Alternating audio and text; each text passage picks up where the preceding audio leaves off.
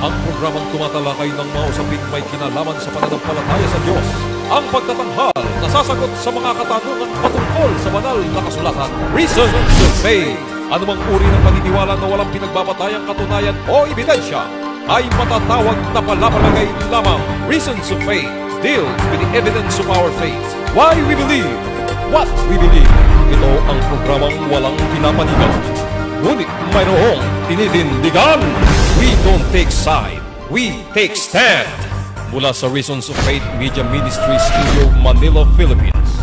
Narito si Brother Melvin Sarmiento para sa Reasons of Faith Live. Isang mapagpalang araw ng linggo ang ipinapabot ng programang Reasons of Faith. Amin pong ikinagagalak na muli ay makadalaw sa inyong mga tahanan sa pamamagitan po ng programang ito. Kami po ay live na sumasapit sa inyo ngayong araw po ng linggo, August 23, 2020 sa ganap na alas 3 ng hapon. At kasama ko po ang aking technical, as always, ang aking hunikaiha, Princess Alia Sarmiento. Kami po ay maglilingkod sa inyo sa pamamagitan ng pagsagot muli sa mga tanong na may kinalaman sa usapin ng banal na kasulatan. Amin pong patuloy kayong inanyayahan na mag-forward ng inyong mga tanong doon po sa ating Facebook inbox ng Reasons of Faith para atin pong makita at maipila po ang inyong mga katanungan na ngayon ay aking ipinagpapasalamat dahil kayo po ay nakatalagang mag-antay, talagang matyagang nag-aantay po para sagutin po ang inyong mga tanong dahil nga po pinagpapasalamat ko na kayo po ay nagpila ho talaga, nag-forward ng inyong mga katanungan. Yan po ang disenyo naman ng programang Reasons of Faith. Handa kaming sumagot ng mga tanong na may kinalaman po sa usapin ng banal na kasulatan. Kaya nga po ng pinaka-slogan ng Reasons of Faith, why we believe, what we believe. Kinakailangan po nga masabi natin at maipakita kung bakit natin pinapaniwalaan ang mga bagay na ating pinapaniwalaan.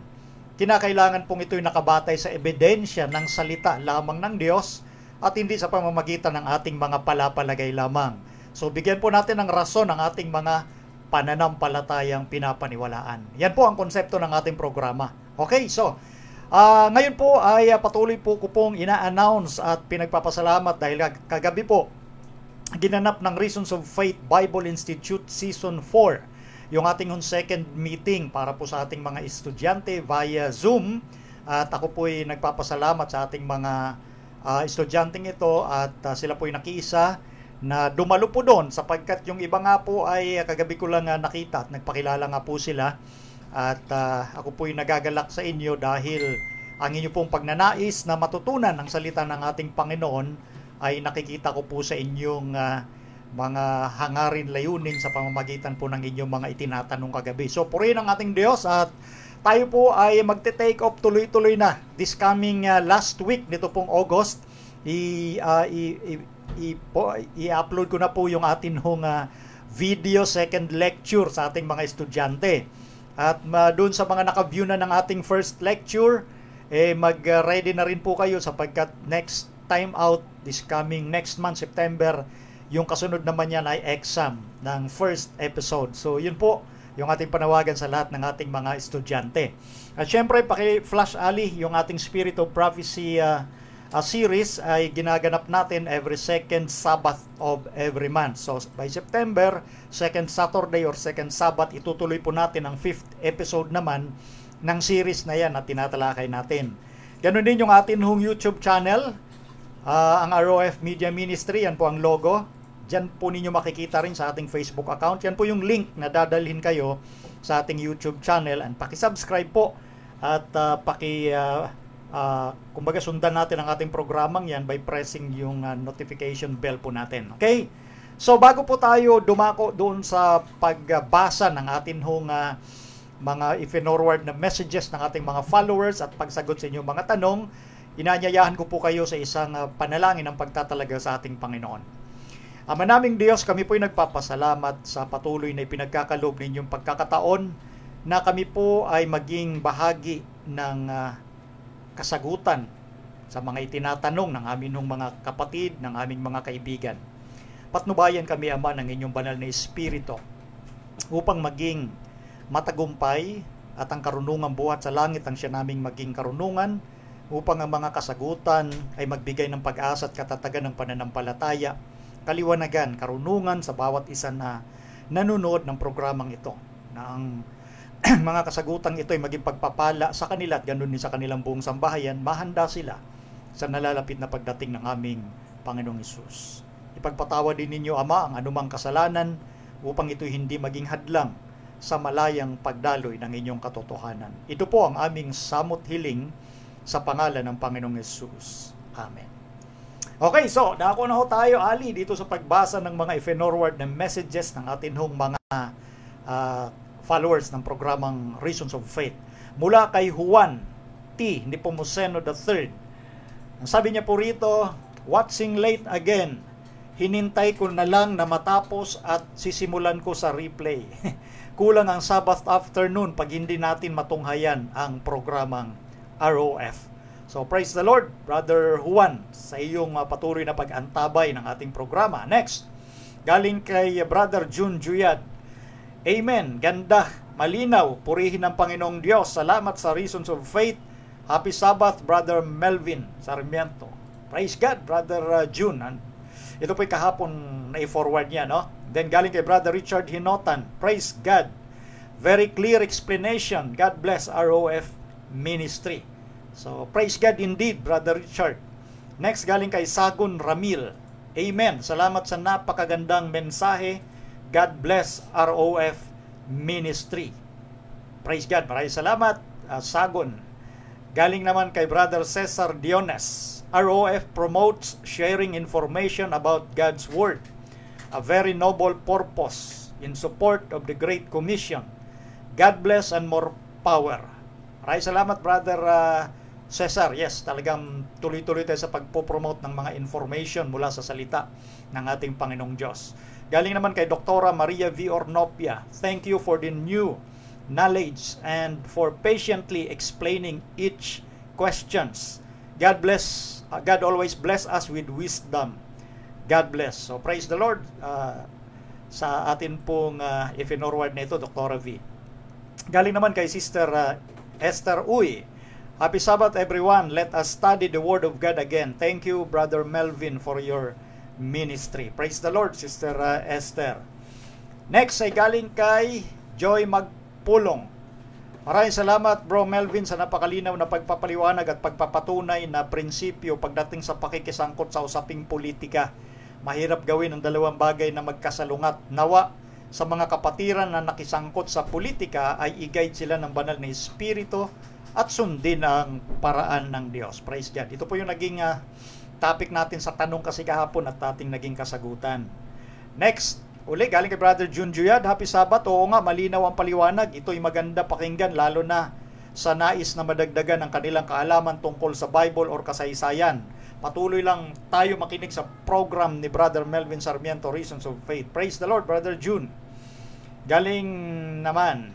Ito naman ay galing kay Faba Clayman Worker. Kay Brother Nards, ito yung i-forward niya tungkol doon sa issue ng 6,000 years. Basahin na rin natin sa aklat na Ellen White, Maranatha, page 372, paragraph 2. The great plan of redemption results in fully bringing back the world into God's favor. All that was lost by sin is restored. Not only man, but the earth is redeemed to be the eternal abode of the obedient. For 6,000 years, Satan has struggled to maintain possession of the earth. Now, God's original purpose in its creation is accomplished. The saints of the Most High shall take the kingdom and possess the kingdom forever, even forever and ever. Yan, quoted sa Daniel 7:18. So ito po yung kasagutan natin dun sa tanong kung ilang talagang taon na ba yung ating sanglibutan. So sa pamamagitan po ng tinatawag na genealogy ng mga biblical characters, nakita na ito na nga ay nasa 6,000 years. Anyway, more than 6,000 years na nga dating dito Galing pa rin kay Brother Nards, Faba Clayman Worker. Isa po sa tinutukoy ng mga SDARM ang tungkol kay Akan. Idinidikit nila ito sa corporate responsibility natin as a member of Seventh-day Adventist na kung ang GC or General Conference or mga nasa matataas na office ay tumalikod sa Diyos, sa pamamagitan ng mga corruption na ginagawa nila ay madadamay din po tayo. Paano po natin ito sasagutin at paano po natin ito ipapaliwanag sa kanila ang tungkol sa corporate responsibility. So tanong na po ito ha. Idinugtong po natin ito kasi ito yung kahapon na naging kasagutan natin patungkol doon sa issue tungkol kay Akan na napahamak ang Israel sa pangungunan ni Josue. Dahil nga mayroon palang lumabag sa utos ng Diyos doon sa pamamagitan ng pagkuha doon sa mga itinalagang bagay doon sa kingdom ng Jericho. Yun nga po ay si Achan. At pinaliwanag natin yung sagot. So, ang sinasabi dito ni Brother Nards, ito yung sinasabi daw ng mga SDARM, yung mga offshoots, no? Yung sinasabi ng ibang reform. Pero mga offshoots sila, dating Seventh-day Adventist na nag-shoot off, umalis. Kaya offshoots po sila. Okay? So, itinutulad nila yung yung mga bintang nila sa General Conference at sa mga matataas na opisyales na nakaupo sa matataas na katungkulan ng ating institusyon. Ang sinasabi dito ng mga SDARM ay gumagawa din daw ng mga hindi magagandang bagay kasama na yung katiwalian. So itinutulad nila na ang buong Seventh-day Adventist in comparison sa nangyari sa Israel noon kay Akan, mayroong tinatawag din ikang corporate responsibility. Meaning, ang gusto nilang palabasin ng mga SDARM, yung mga matataas na opisyalis daw, na mga corrupt, damay ang buong church. Kaya, ang konklusyon nila, ang Seventh-day Adventist Church ay Babylon. Yun ang naging konklusyon. So, paano nga ito sasagutin yung mga ganitong bagay? Paano ipapaliwanag? Ganito lang yan. Una, ito po mga SDARM, gumagamit ng wrong comparison. Maling paghahambing.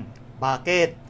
Kasi yung kasaysayan sa nangyari sa Israel sa pangungunan ni Josue at yung paglabag ni Akan sa direktang sinabi ng ating Panginoon ay magkaiba sa sitwasyon ngayon. Bakit magkaiba? Tingnan natin, yung sa panahon ni Akan. Direktang sinabi ng Diyos doon sa lugar na kanilang i-conquer, yung Jericho, siyempre sa pamamagitan ng kapangyarihan ng Diyos. Huwag kayong kumuha ng anumang bagay dyan sa Jericho kasi itinalagang bagay na yan. Pinaliwanag po natin kahapon dun sa mga marahil ngayon ang nakapanood, yung buong detalye ng explanation ko with complete materials from the Bible and from the Spirit of Prophecy.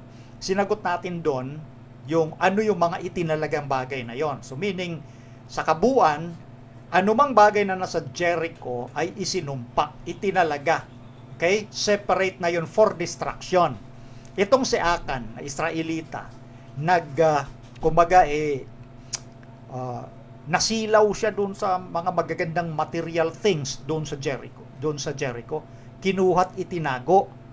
Kaya nangyari, napahamak yung Israel nung inutusan ni Josue yung kanyang mga kasundaluhan at 36 ang napatay. Kaya nalungkot ng mabuti si Josue at nalaman niya sa Diyos na merong gumawa ng paglabag doon sa mahigpit na bilin, utos ng ating Panginoong Diyos na huwag kumuha ng anumang bagay sa Jericho sapagkat yun mga itinalagang bagay.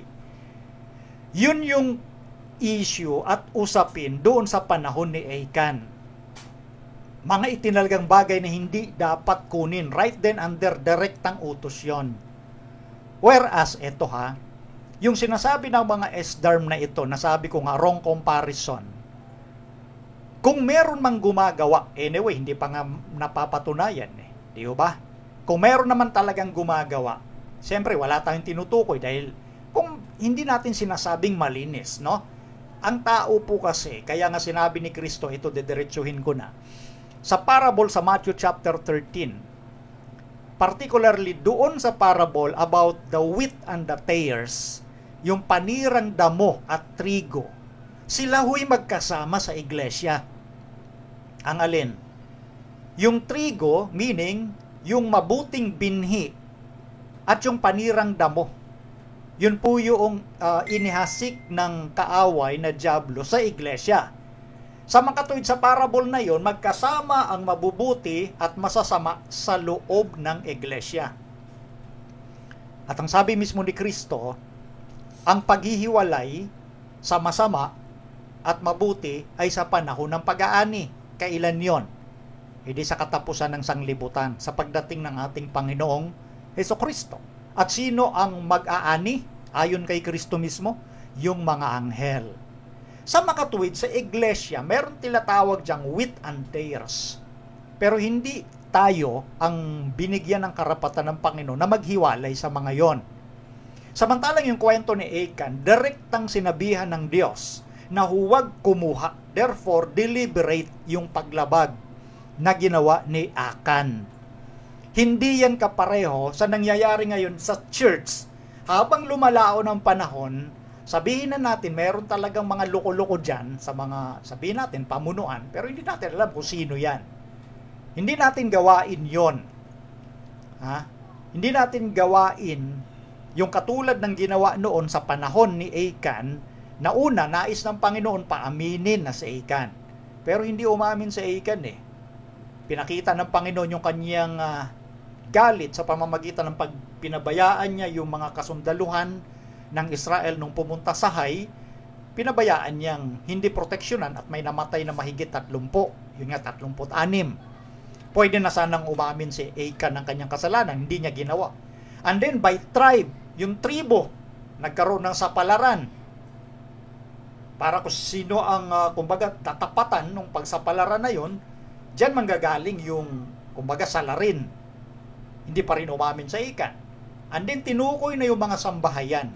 Hanggang sa umabot sa pamilya ni Achan at doon lang siya umamin. So magkaiba yung kwento doon kumpara sa sitwasyon doon sa loob ng iglesia na may wheat and may tares. At noon, sabi nga natin, direktang nangunguna ang Diyos. That is why theocracy form of government or theocratic. Diretsa ang Diyos ang nangunguna. Sabi nga natin kahapon, pwede sanang ituro na mismo ng Diyos direkta si Achan. Dahil alam naman ng Diyos, wala namang natatago sa kanya. Pero ang Diyos, dumadaan sa proseso na itinuro niya mismo sa bayang Israel. Bahagi iyon ang tinatawag na gobyerno sa disiplina, sa mga proseso. It requires time. That is why dumaan sa process. Unahin yung tribo, sunod yung sambahayan, sunod yung pamilya. Yun yon. So magkaiba ito sa sitwasyon na kung merong ganito kung merong loko-loko dyan sa mga pamunuan natin, at syempre hindi natin sinasabing wala, kasi nga meron talagang panirang damo dyan, hindi kasalanan ng buong iglesia kung may loko-loko dyan. Bakit? Ihambing nyo sa panahon mismo ng ating Panginoong Hesukristo. Ito yung logic dito, na hindi pinag-iisipan nitong mga esdarm. Diba sa grupong itinatag ng Panginoong Hesukristo, 12 alagad lang yon. Bakit may isa pang nanghudas? So kung susundan natin yung line of argument ng mga esdarm, na may gumagawa ng kalokohan ng mga opisyalis, si Judas, opisyal ni Kristo yan eh. Siya ngayon tresorero eh. Kaibigan pa ni Kristo yan eh. Therefore, mataas ang katungkulan doon sa core ng samahan ng mga alagad ni Kristo. O ibig sabihin ba, kung susundan natin yung argument ng mga esdarm, masisisi ba si Jesus dahil merong loko-loko sa kanya mga alagad? Yung kasalanan ba ng isa, kasalanan ng lahat? Ang sagot ng Biblia, hindi. Ezekiel 18 verse 4 verse 20, ang kaluluwa ng nagkakasala, siya yung mamamatay. Hindi ibig sabihin na kung merong gumawa ng hindi mabuti sa mga matataas na opisyalis, kasalanan na nung mga walang alam dun sa gumawa ng masama. Iba yung situation sa pinag-uusapan may wheat and tares sa loob ng iglesia kumpara doon sa direktang pangunguna mismo ng Diyos doon sa panahon ni Josue. Ang Diyos ang direktang nangunguna. So, kaya nga sinasabi natin ng direkta, wrong comparison, maling paghahambing ang ginagamit nitong mga esdarm. O eto pa, sa panahon ni Ellen White, hindi lahat ng mga leader sa General Conference during that time naniniwala sa mga sinasabi ni Ellen White. At nabasa natin sa kasaysayan, meron talagang mga hindi matutuwid na mga leader noon, kapanahunan ni Ellen White yun. So ibig bagang sabihin, kasalanan pati ni Ellen White dahil may mga leader doon na hindi gumagawa ng katuwiran? Di ba ang ginawa ni Ellen White? Nanawagan ng reorganization. Inayos niya yung grupo ng samahan. O naayos na, nagkaroon ng reorganization. Pero sa mga dumating na panahon at mga araw, meron pa rin gumagawa ng hindi tama. Katulad nung libro na Pantheism ni Dr. John Harvey Kellogg. So dahil may isang gumawa ng hindi mabuti na mga kinikilalang matataas na opisyales, kasalanan na ng buong iglesia. Kaya nga wrong comparison. Yan ang problema ho kasi ng mga accusing brethren katulad ng mga Isdarm. Ang spirit nila ay spirit ng laging nagbibintang, laging nag-a-accuse. Ngayon ganito, kung meron at meron talaga dyan na mga hindi gumagawa ng tama sa pamunuan, ginagawa niya ng aksyon, dumadaan sa proseso. Kagaya kahit dito sa lokal ng ating iglesia, dito sa ating conference, may mga aksyong ginagawa doon sa mga inaakusahang gumagawa ng hindi matuwid, ng hindi maganda. So inaaksyonan, pero dumadaan sa proseso. So kaya nga sabi natin dito, Brother Nards, itong mga Isdarm gumagawa ng kwento para lasunin yung isipan ng mga kapatid na para bagang, huy, gumawa ng masama ang leader nyo, kasalanan nyo rin kasi yan ay corporate responsibility. Wrong. Maling-mali po yun. Iba yung panahon noon na nangyari kay Achan, deliberate yung paglabag niya sa direktang sinabi ng Diyos, huwag kayong kukuha ng itinalagang bagay. Kumpara sa sitwasyon ng church na mayroong tinatawag na wheat and tares sa loob ng iglesia. Yan ang tandaan natin mga kapatid. Ang Diyos po, hindi po yan yung arbitrary na magpapataw ng kaparusahan na hindi mo alam na kumbaga may gumagawa ng kalokohang mga kasama mo, damay ka. Hindi ho ganon. Patas ho ang Diyos. May mga tao nga, hindi alam yung pangingilin ng Sabat, mapupunta sa langit. Yung mga namatay na at hindi dinatnan ng liwanag tungkol sa katotohanan ng pangingilin ng ikapitong araw ng Sabat. Gaya nila Martin Luther. Hindi naman dumating sa kanila ang liwanag na yon. Pero ginamit sila ng Panginoon. Ganon kabalanse ang Diyos. Hindi katulad ng pag-iisip ng mga Isdarm na off balance. Kasi nga ang espiritu nila is like of always accusing our brethren. Lagi nilang ina-accuse. Iyan ang spirit ni Satan. Yan ang sinasabi sa Revelation chapter 12, mula verse 10 up to 12. Inihagis na ang tagapagsumbong sa ating mga kapatid. Yun yung accuser of our brethren is none other than Satan. Siya lagi ang nag-a-accuse, nagsusumbong sa Diyos. O ito'y gumawa ng mali. Laging ganun. Ganun yung mga espiritu na pinangungunahan ni Satan. So yung iba nating mga kapatid na may ganyang espiritu, may pagkakataon pa hong magbago. Hindi ho pananagutan ng sino man sa miyembro ng church na ito, magiging pananagutan lang niya kung alam niya yung masamang nangyari at wala siyang ginawa. Yun ang malaking pananagutan. Pag halimbawang alam mo na gumawa ng kalokohan itong taong to, nagtikom ka lang ng bibig, itinago mo dahil ayaw mong madamay, ang tawag ni Ellen White doon, yan yung worst crime. Malalang krimen sa harapan ng Diyos. Itinuturing yan ng Diyos na kasamaan. Na may alam kang nangyaring masama, ikinubli mo. Hindi mo idinaan sa proseso ng disiplina. So, ganun yon. So, yun yung kasalanan. Pero kung yung walang alam na kapatid sa gumawa, may mga gumawa ng hindi mabuti, at yung kapatid na isa, wala namang alam, tuloy naman yung paggawa niya ng ministeryo sa Panginoon, alangan namang idamay siya sa kasalanan ni Juan. Ang kasalanan ni Juan, kasalanan lang niya. Ang kasalanan ni si Pedro na walang kasalanan, hindi yan, wala yung pananagutan sa Diyos. Kaya nga sabi ko, wrong comparison ang ginagawa ng mga Isdarm. Sa ganyang pamamaraan, sagutin natin yan, Brother Nards, at sa iba nating mga kapatid. Okay, next. Hali, pakilagay. Karagdagan lang po sa tanong ng bilang ng edad ng Earth. Kailan po nagsimula ang bilang ng Earth? After nagkasala po ba si Adan? Or during na nasa Garden of Eden pa po sila? Gaano po katagal sila, Adan at Eva, sa loob ng Eden? Kasi may nakalagay po sa Maranatha, page 372, paragraph 2, na 6,000 years, ibinigay kay Satan. So sa tingin ko ay after nagkasala sila Adan, nagsimula ang time reckoning or start ng counting.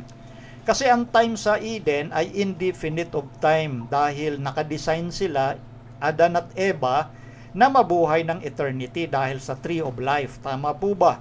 Maraming salamat po sa pagsagot. God bless po. Ganito yan. Isa-isahin natin itong magandang tanong.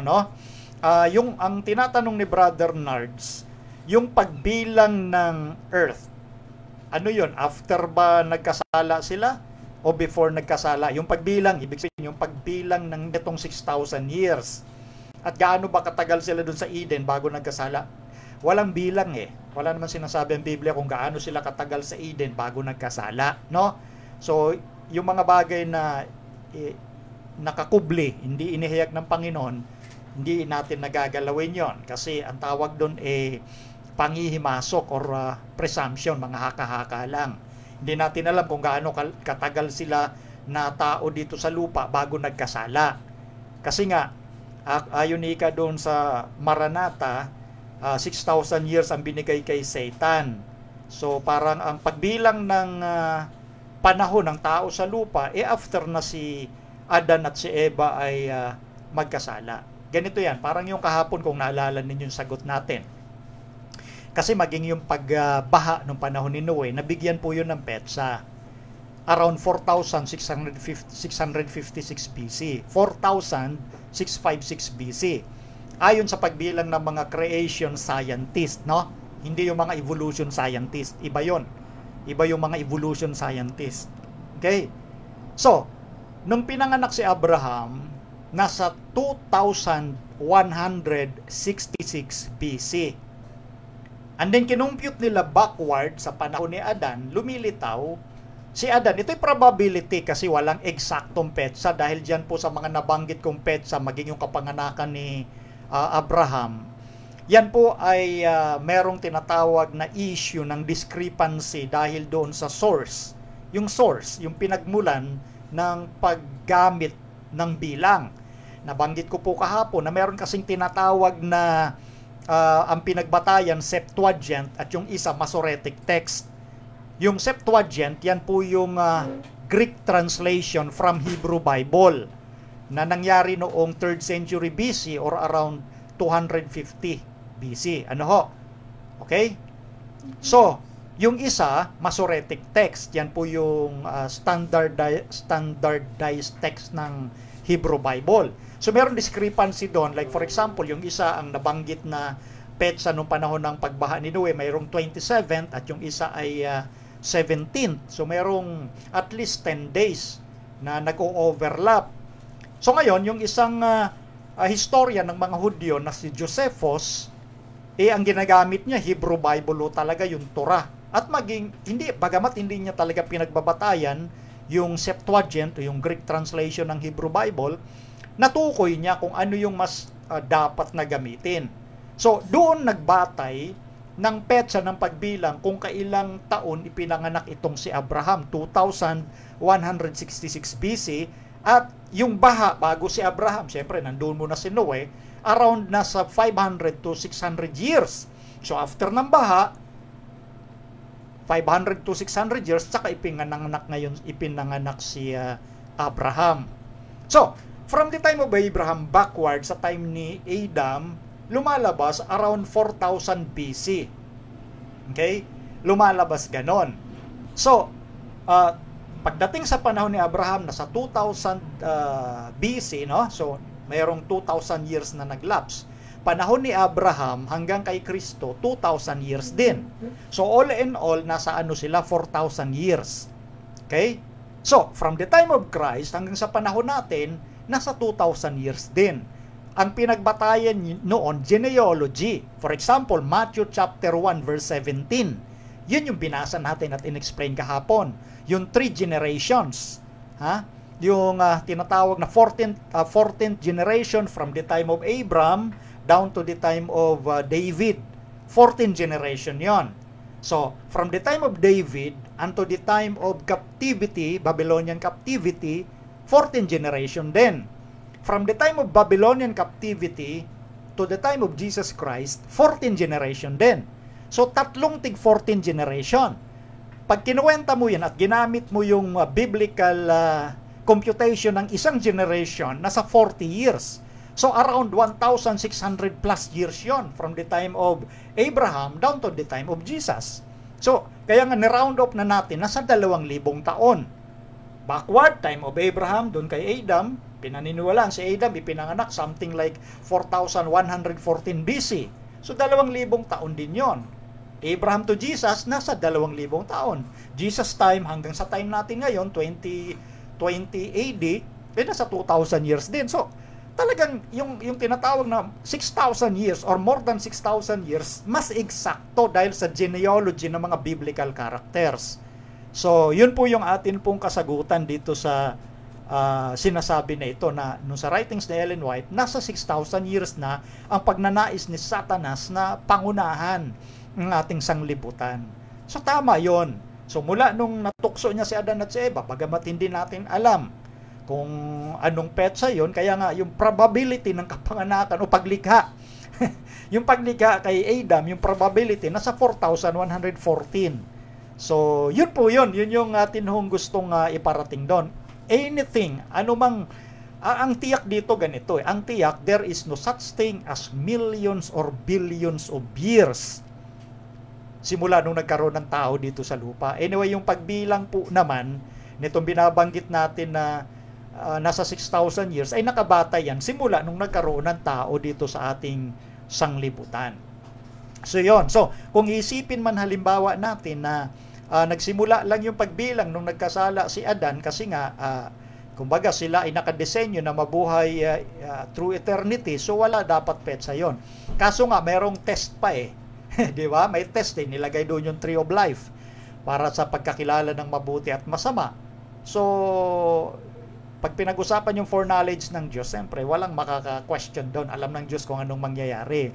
Pero hindi natin, siyempre, kumbaga pinanghimasukan yung mga bagay na hindi naman sinabi sa atin. Like, kailan ba gaano ba katagal sila sa Eden bago nagkasala? Walang sinabing gano'n. Anyway, ang story ng Bible is about great controversy. The story of the Bible is about great controversy between God and Satan. Between God through Jesus Christ versus Satan. Yun ang kwento ng Bible. Kung paano ang Diyos sa pamamagitan ng kanyang anak ay nagbumaba, nag-anyong alipin na kitulad sa tao at nagmasunurin hanggang sa kamatayan para lamang tayo'y magkaroon muli ng pag-asa na maibalik sa dating ugnayan sa Diyos, face-to-face, harapan. Face-to-face communion with our Creator. Yun kasi yung design ng Diyos. Ang tao hindi hiwalay sa Kanya. Meron tinatawag na malapit na ugnayan sa isa't isa.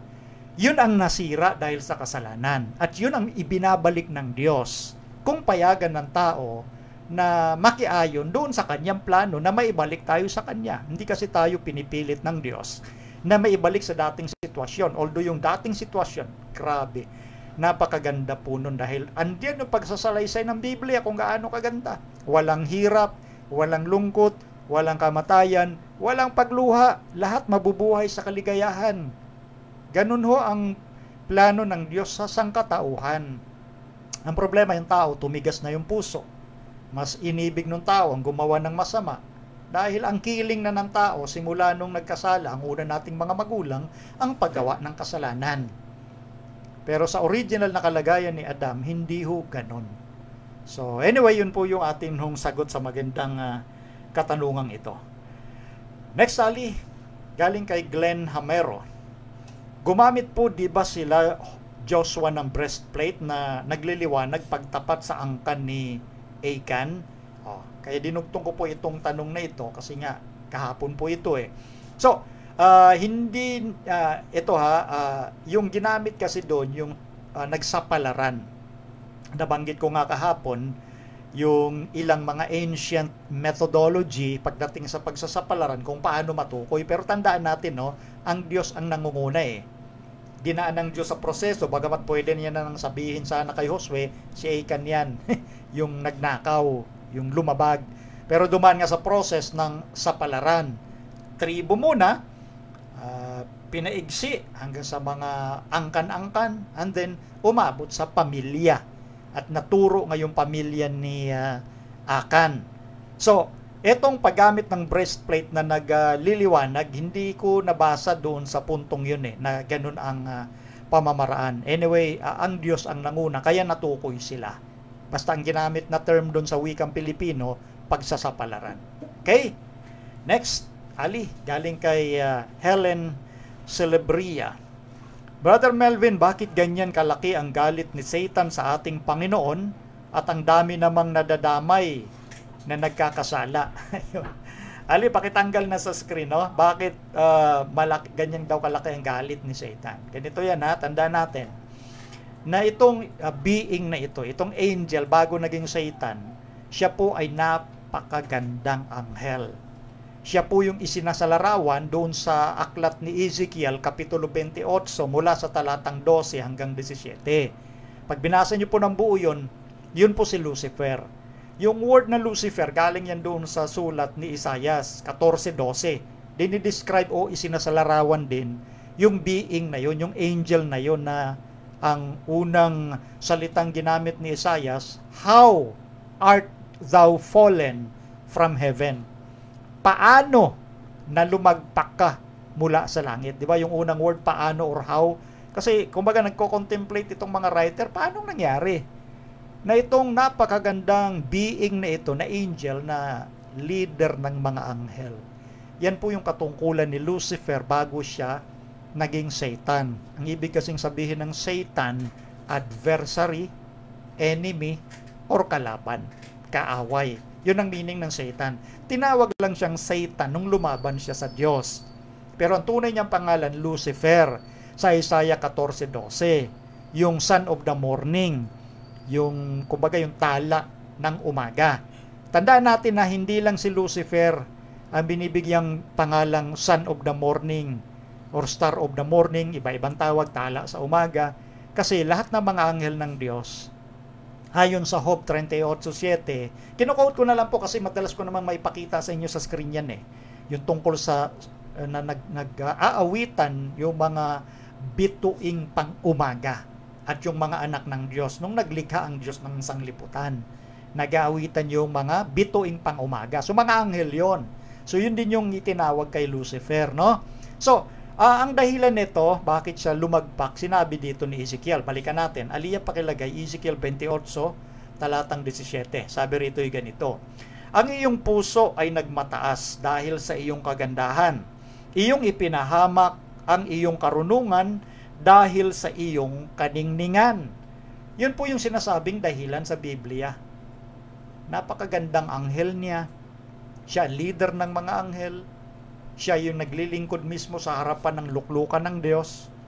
Yung puso niya nagmataas. Pride ang ikinabagsak ni Lucifer.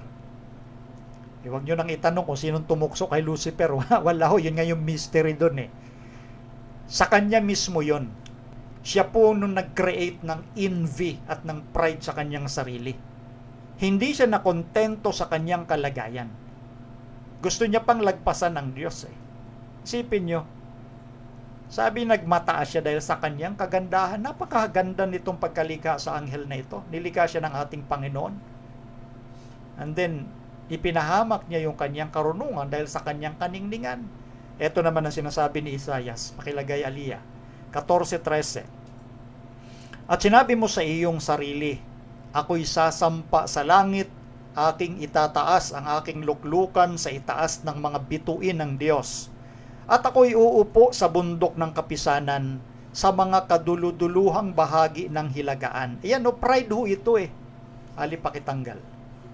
Sinabi niya sa kanya sarili, ito yung ninanais ni Satan ni Lucifer na naging Satan. Sasampa siya sa langit, itataas niya yung kanyang trono sa itaas ng mga bituin ng Diyos. Gusto niya pang mas mataas pa sa Diyos. Di ba? Gusto niyang lagpasan, uupo siya sa bundok ng kapisanan sa mga kaduluduluhang bahagi ng hilagaan. Di ba yung hilaga, north, sa taas lagi yan North nga So gusto lahat ng pwesto na matataas, gusto niyang puntahan. Ganon katindi yung pride na dinevelop nitong napakagandang anghel na si Lucifer. At syempre, hindi pwedeng ibigay ng Diyos yun dahil created being lang siya, nilikha lang siya, lalagpasan mo yung lumikha sa'yo. O dahil hindi maibigay sa kanya, nang lumikha sa kanya, yung gusto niyang mas mataas na pwesto, maging doon sa lumikha sa kanya, doon nag-create siya ng galit sa kanyang puso. Dahil ayaw ibigay sa kanya yung gusto niya. Yun yung pinagsimulan, Sister Helen, ng galit ni Satan na hindi maipagkaloob sa Kanya. Paano mo maipagkaloob yun? Inilikha mo lang yan. Yung buhay ng nilikha mo, nakadepende sa lumikha. Hindi talaga pwedeng mangyari na lalagpasan mo yung lumikha kasi nga, kung wala yung lumikha, wala kang buhay, paano mangyari yon? Parang sinasabi mo, dapat yung kalesa ang humihila sa kabayo niyan. Hindi normal yon. Hindi pwedeng hilahin ng kalesa yung kabayo. Ang Diyos ang pinagmumulan ng buhay, tapos lalagpasan mo yung pinagmumulan ng buhay. Kapag nangyari yun, hindi mangyayari ang lahat ng mga tinatawag na mga kabalintunaan na ang kalesa ang humihila sa kabayo. Sabi sa Biblia, unang Juan 5:11 at 12, nasa Kanya ang buhay. Di ba? Paano magkaroon ng sariling buhay ang Lucifer? A created being. So, gusto niya ibigay sa Kanya, hindi nga pwede. Hindi nga pwede yun. So, yun nga ang pinagmula ng kanyang galit, Sister Helen. So, yun po ang ating sagot dun sa magandang tanong ninyo, no? Next question, Ali. Galing kay Brother Ten Gonzales. Good PM, Sir Melvin. Tanong ko lang po, pwede po ba nating ganapin ang Father's Day at Mother's Day? Yan. Maraming salamat sa iyo pong magandang tanong. Ali, tanggal na? Okay. So, pwede daw po bang ganapin ang Father's Day, Mother's Day? Alam nyo po, nung sinabi ng Diyos, igalang ninyo ang inyong ama at ina. Literal yung sinasabi ng Diyos na yun, yung pagpaparangal, yung pag-honor. Okay? Hindi naman natin sasambahin ang ating mga tatay at nanay kapag binigyan natin sila ng parangal doon sa petsang, bagamat ang sanglibutan ang naglagay ng petsa. Hindi mo sinasamba yung mga tatay at nanay mo dyan. Lalo na siyempre sa perspective nating mga Seventh-day Adventist. Isa lang po yung ating ama. Yan po yung nasa langit.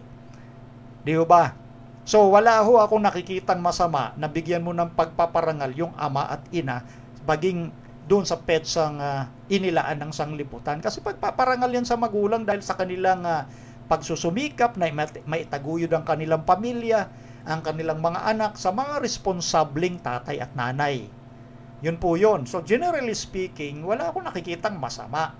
Nabigyan mo ng pagpaparangal yung tatay at nanay mo dahil yung kasalanan dito ay kapag sinamba mo na ang iyong tatay at nanay. Yun o ang hindi pinapahintulot ng Biblia. Yung pagsamba sa mga created beings. Yun yung magiging masama. Alam nyo, ito'y tradisyon. Pero ang isang tradisyon na hindi lumalabang direkta sa sinasabi ng Diyos, hindi masamang tradisyon. Tandaan niyo pong mabuti yan. Hindi lahat ng tradisyon o salit-saling sabi ay masama. Bukod dito, dadagdagan ko, sa ating lang lahing mga Pilipino, nasa Biblia ba na magmano ka sa iyong tatay at nanay? Yan yung kinagisnan talaga nating mga Pilipino Although ngayon medyo nawawala-wala na yan umaandap-andap na ba. Pero noong mga unang panahon, syempre inabutan natin yan. Generation X ako Kabilang ako sa Generation X. So nakikita ko talaga yan na tuwing nandyan yung magulang, magmamano ka. O kahit sinong mga uncle, auntie dumating mo, basta mga matatanda, ang pagmamano ay ginagawa yan. Tanda ng paggalang. Pero ang pagmamano, wala ho yan sa Biblia Nasa Biblia ba na magmano ko sa iyong ama at ina? Wala Tradisyon yan. Particularly ng mga Pilipino. Salit-saling sabi at o tradisyon. O ngayon, masama ba yung pagmamano? Dahil tradisyon yan na kinagisnan ng mga Pilipino? Laban ba yan sa Diyos? Siyempre hindi. Yan yung sinasabi natin na hindi lahat ng tradisyon masama. Tandaan nyo lagi na ang masamang tradisyon ay direktang lumalaban sa sinasabi ng Diyos. Yun yung masamang tradisyon. Yun yung tinutuligsa ni Kristo sa mga Fariseo na nagtuturo ng salit-saling sabi. In example ni Kristo yon, yung kurban. Sa Marcos Kapitulo 7, binabanggit ko na lang yung kapitulo, babasahin nyo ng buo, nandun yun. Yung kurban, ang ibig sabihin ng kurban sa tradisyon ng mga Hudyo, halimbawa yung anak, yung kanyang regalo o handog, hindi mo na kailangang ibigay mo ika sa magulang mo, sabi ng mga Fariseo. Yun ang turo ng mga Fariseo Hindi mo na kailangan ibigay sa magulang mo. Yung pera na yan o halagang yan, mas kikilalanin at mas matutuwa ang Diyos pag dinala mo sa templo. Kita niyong kalokohan ng mga Fariseo? Yun yung korban na tradisyon na mas tinatanggap pa raw ng Diyos at ikinagagalak ng Diyos na sa halip na ibigay mo sa magulang yan, doon na lang sa templo. Yun ang tinuligsan ni Kristo dahil ano bang nasa kautusan? Igalang mo ang iyong ama at ang iyong ina. Meaning, may mga pangangailangan yung ating mga magulang. So tama lang na tulungan natin sila. Mas natutuwa ang Diyos na unahin natin ang ating mga magulang. Magulang natin yan eh. Pero halimbawa, kung yung ikapo mo ang ibibigay mo sa magulang mo, yan ang mali. Kasi yung ikapo, direktang sinabi ng Diyos, ibalik mo dahil hindi sa iyo yan. So ganyan natin titimbangin ang lahat ng mga bagay. Hindi lahat ng tradisyon masama. Pero kung yung tradisyon na yan, direktang lumalaban sa sinasabi ng Diyos, yun lang ang masamang tradisyon. Yung pagpaparangal sa tatay at nanay, bagamat tradisyon yan, natutuwa pa ang Diyos dyan dahil binibigyan mo ng parangal yung mga magulang na responsable, na nagpalaki sa'yo, nag-aruga sa'yo, itinaguyod ka para maging maayos ang iyong paglaki, dapat talagang bigyan ng parangal. So, wala akong nakikitang masama ho dyan eh. Pagmamano nga lang, ito pa, sa tradisyon ng mga Pilipino. Ito, nung bata pa ako sa pananampalataya, meaning kabibinyag ko pa lang nung by 1987, nung nabasa ko sa Biblia, sabi ni Kristo, kapag sumagot kayo, oo, hindi. Yung sabi ko, nag-isip ako nun, bakit tayo gumagamit ng po at opo? Ang utos ni Kristo, ang sagot lang dapat, oo, hindi. Nalito ako noon. Teenager ako bago sa pananampalataya. Ang ibig ko sabihin ganito. Yung po at opo natin, napakagandang pakinggan yan ng mga matatanda, lalo ng bata ang kausap at nangungupo. Sarap sa pakiramdam ho niyan. Yan yung isa sa mga tradisyon na kinagisnan ng mga Pilipino. Ngayon ang tanong, nasa Biblia ba yung pamumupo? Wala rin ho yan eh. Tradisyon yan. Pero yan bang tradisyon na pangungupo sa matatanda ay kumbaga galit ang Diyos dyan o kalaban niya ng salita ng Diyos? Siyempre hindi. Bakit sinabi ni Kristo pag sagot nyo, oo, hindi. Hindi ang pinag-uusapan doon ay po at opo dahil hindi sa mga Pilipino nakasentro ang Biblia. Ang ibig lang sabihin ni Kristo doon, pag oo, parang sinasabi natin kung itim, sabihin mong itim. Pag puti, sabihin mong puti. Hindi mo sasabihin na nakita mo itim tapos sasabihin mo gray yan, gray. Meaning, tukuyin mo kung ano yung totoo at sabihin mo kung ano yung hindi. Yung hindi totoo sa totoo. Yun ang ibig sabihin ni Kristo, yung integridad sa ibang salita. Magkaroon kayo ng ganyang integrity. Spade is spade, white is white, red is red, black is black. Ganun yun. Huwag nating gawing neutral. Yun ang ibig sabihin ni Kristo doon. Pero balik tayo sa point. Yung pangungupo sa matatanda, tradisyon na wala sa Biblia, pero bakit natin ginagawa? Kasi tanda ng paggalang sa nakatatanda. So, hindi lahat ng tradisyon masama. Katulad nitong tradisyon ng pagpaparangal sa ating mga magulang. Walang masama dyan. Kinagagalak ko yan. Okay? So, yun. Huwag maging extreme yung iba nating mga kapatid. Yung iba kasi masyadong extreme. Hindi tinitimbang lahat ng mga bagay. Titimbangin mong mabuti yan. Basta kung direktang sinabi ng Diyos, tapos lumaban ka doon, kagaya kahapon sa tanong about politics, mabalikan ko lang, direktang sinabi ng Diyos, huwag kayong humalo sa politika. Diretsa yun. Kahit anong pagbalik-baliktad mo doon, wala kang magagawa doon. Sinabi ng Diyos Ginamit niya sa Ellen White Yun. Pag may direktang sinabi na ganito, tapos nilabanan mo, yun. Kung sinabi ng Diyos sa Biblia, huwag kayong magbibigay ng parangal sa mga magulang, di sundin natin yun. Di ba? Manapabaliktad sinabi ng Diyos, igalang mo, at kasama sa paggalang sa ama at ina, yung pagbibigay ng parangal sa kanila. Okay? Yun po yung ating sagot doon, Brother Ten.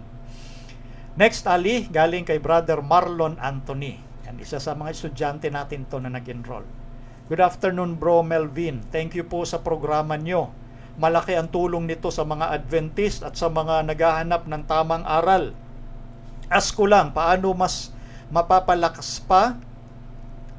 naman to. Paano mas mapapalakas pa ang pananampalataya na habang buhay po ay guided ng Panginoon na hindi makakabitaw kahit sandali.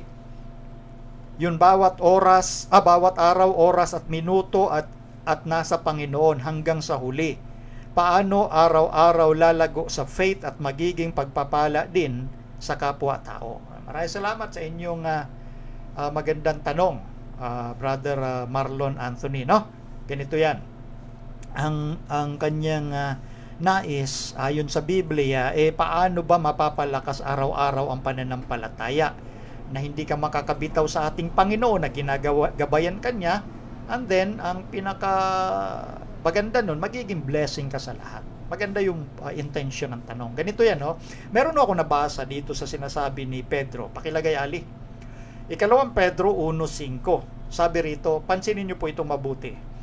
Oo, at dahil din dito, sa pagkaragdag sa ganang inyo ng buong sikap, ay ipamahagi ninyo sa inyong pananampalataya ang kagalingan, at sa kagalingan ay ang kaalaman, at sa kaalaman ay ang pagpipigil, at sa pagpipigil ay ang pagtitiis, at sa pagtitiis ay ang kabanalan, at sa kabanalan ay ang mabuting kalooban sa kapatid, at sa mabuting kalooban sa kapatid ay ang pag-ibig, sapagkat kung nasa inyo ang mga bagay na ito ay sumasagana, at sumasagana ay hindi kayo pababayaang maging mga tamad o mga walang bunga sa pagkakilala sa ating Panginoong Hesukristo. Ito yon, Brother Marlon. Yung pattern na sinabi mismo ng apostol na si Pedro, marami pa yan sa Biblia. Ang sinasabi ko lang, itong binasa natin, kasama ito. Ito yung pattern na sinasabi dito ng apostol na si Pedro, na buong sikap nating gawin ito dahil sa pananampalataya natin, magkaroon ng kagalingan. Ibig sabihin yung virtue. Kasi yung virtue o kagalingan, bigay yan mula sa Panginoon eh. At yung virtue nakukuha sa pamamagitan ng practice ng mga tamang gawa araw-araw. At yung mga tamang gawa na yan nanggagaling sa tamang direksyon ng isip. At yung direksyon ng pag-iisip ng tao, nakadepende yan kung ano yung lagi mong iniisip at ginagawa. Dahil, bakit mo iniisip at ginagawa? Dahil sa iyong mga napapakinggan. Nakaka-impluensya yon. So meaning to say, mamimili ka ng pakikinggan, mamimili ka ng iisipin, mamimili ka ng gawin. Ang ibig kong sabihin, hindi mo pababayaan, ito, sa kagalingan pa lang tayo sa virtue. Hindi mo pababayaan na impluensyahan ng iba ang isip mo. Doon matatamo ng tao yung virtue o kagalingan. Hindi mo pababayaang impluensyahan ang isipan mo. Paano na-impluensyahan yan? Hindi doon sa mga nabanggit ko. Yung mga finifeed sa atin, mga napapakinggan natin sa radyo, telebisyon, sa internet, nakikita at napapakinggan. Malaking impluensya niyan. At lalo na nakakaapekto doon sa pag-develop ng virtue o kagalingan. So meaning to say, ang gagawin mong pakikinggan, titingnan, panunuorin, gagawin yung mga bagay na makakatulong sa pag-improve ng iyong pananampalataya and later on, maging effective channel of blessing ka. Kaya sinasabi ng apostol na si Pedro, ipamahagi ninyo sa inyong pananampalataya ang kagalingan. Matapos yung kagalingan o virtue, kaalaman, knowledge. Importante po kasama yung knowledge. Dahil yung knowledge, anyway, depende sa knowledge. Kaya nga sabi ko, sinimulan ko by establishing ano ba yung pinapakinggan mo, ano yung pinapayagan mo maka-impluensya sa isip mo. Ang dami ngayong impluensya. Ang dami ngayong manipulation sa isipan ng mga tao. Minamanipulate ng sanglibutan. Sabi ko, madalas sa programang ito, may dalawang spirit lang ang nagtuturo, dalawang klaseng spirit.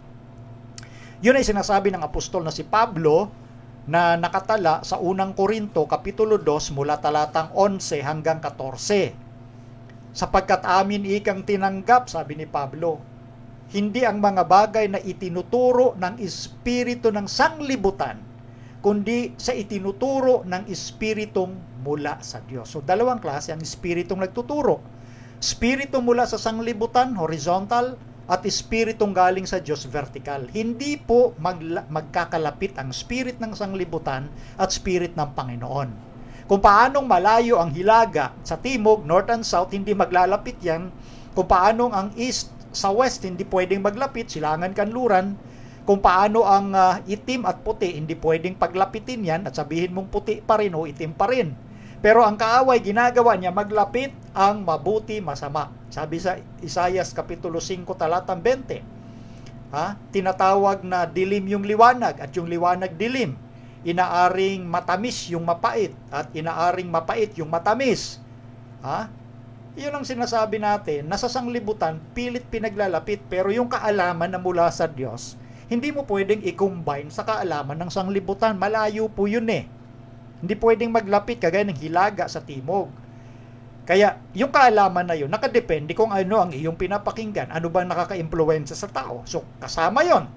Kasi ang tanong, maganda ito, seryosong tanong ito kung paano ka lumago, hindi ka makabitiw sa Panginoon.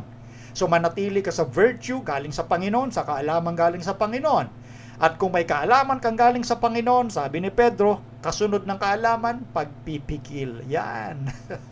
Marami sa atin yan na dapat pinapraktis yung patience or pagpipigil. At sa pagpipigil, pagtitiis. At sa pagtitiis, kabanalan. Pag sinabing kabanalan, hindi nangangahulog ang walang kasalanan.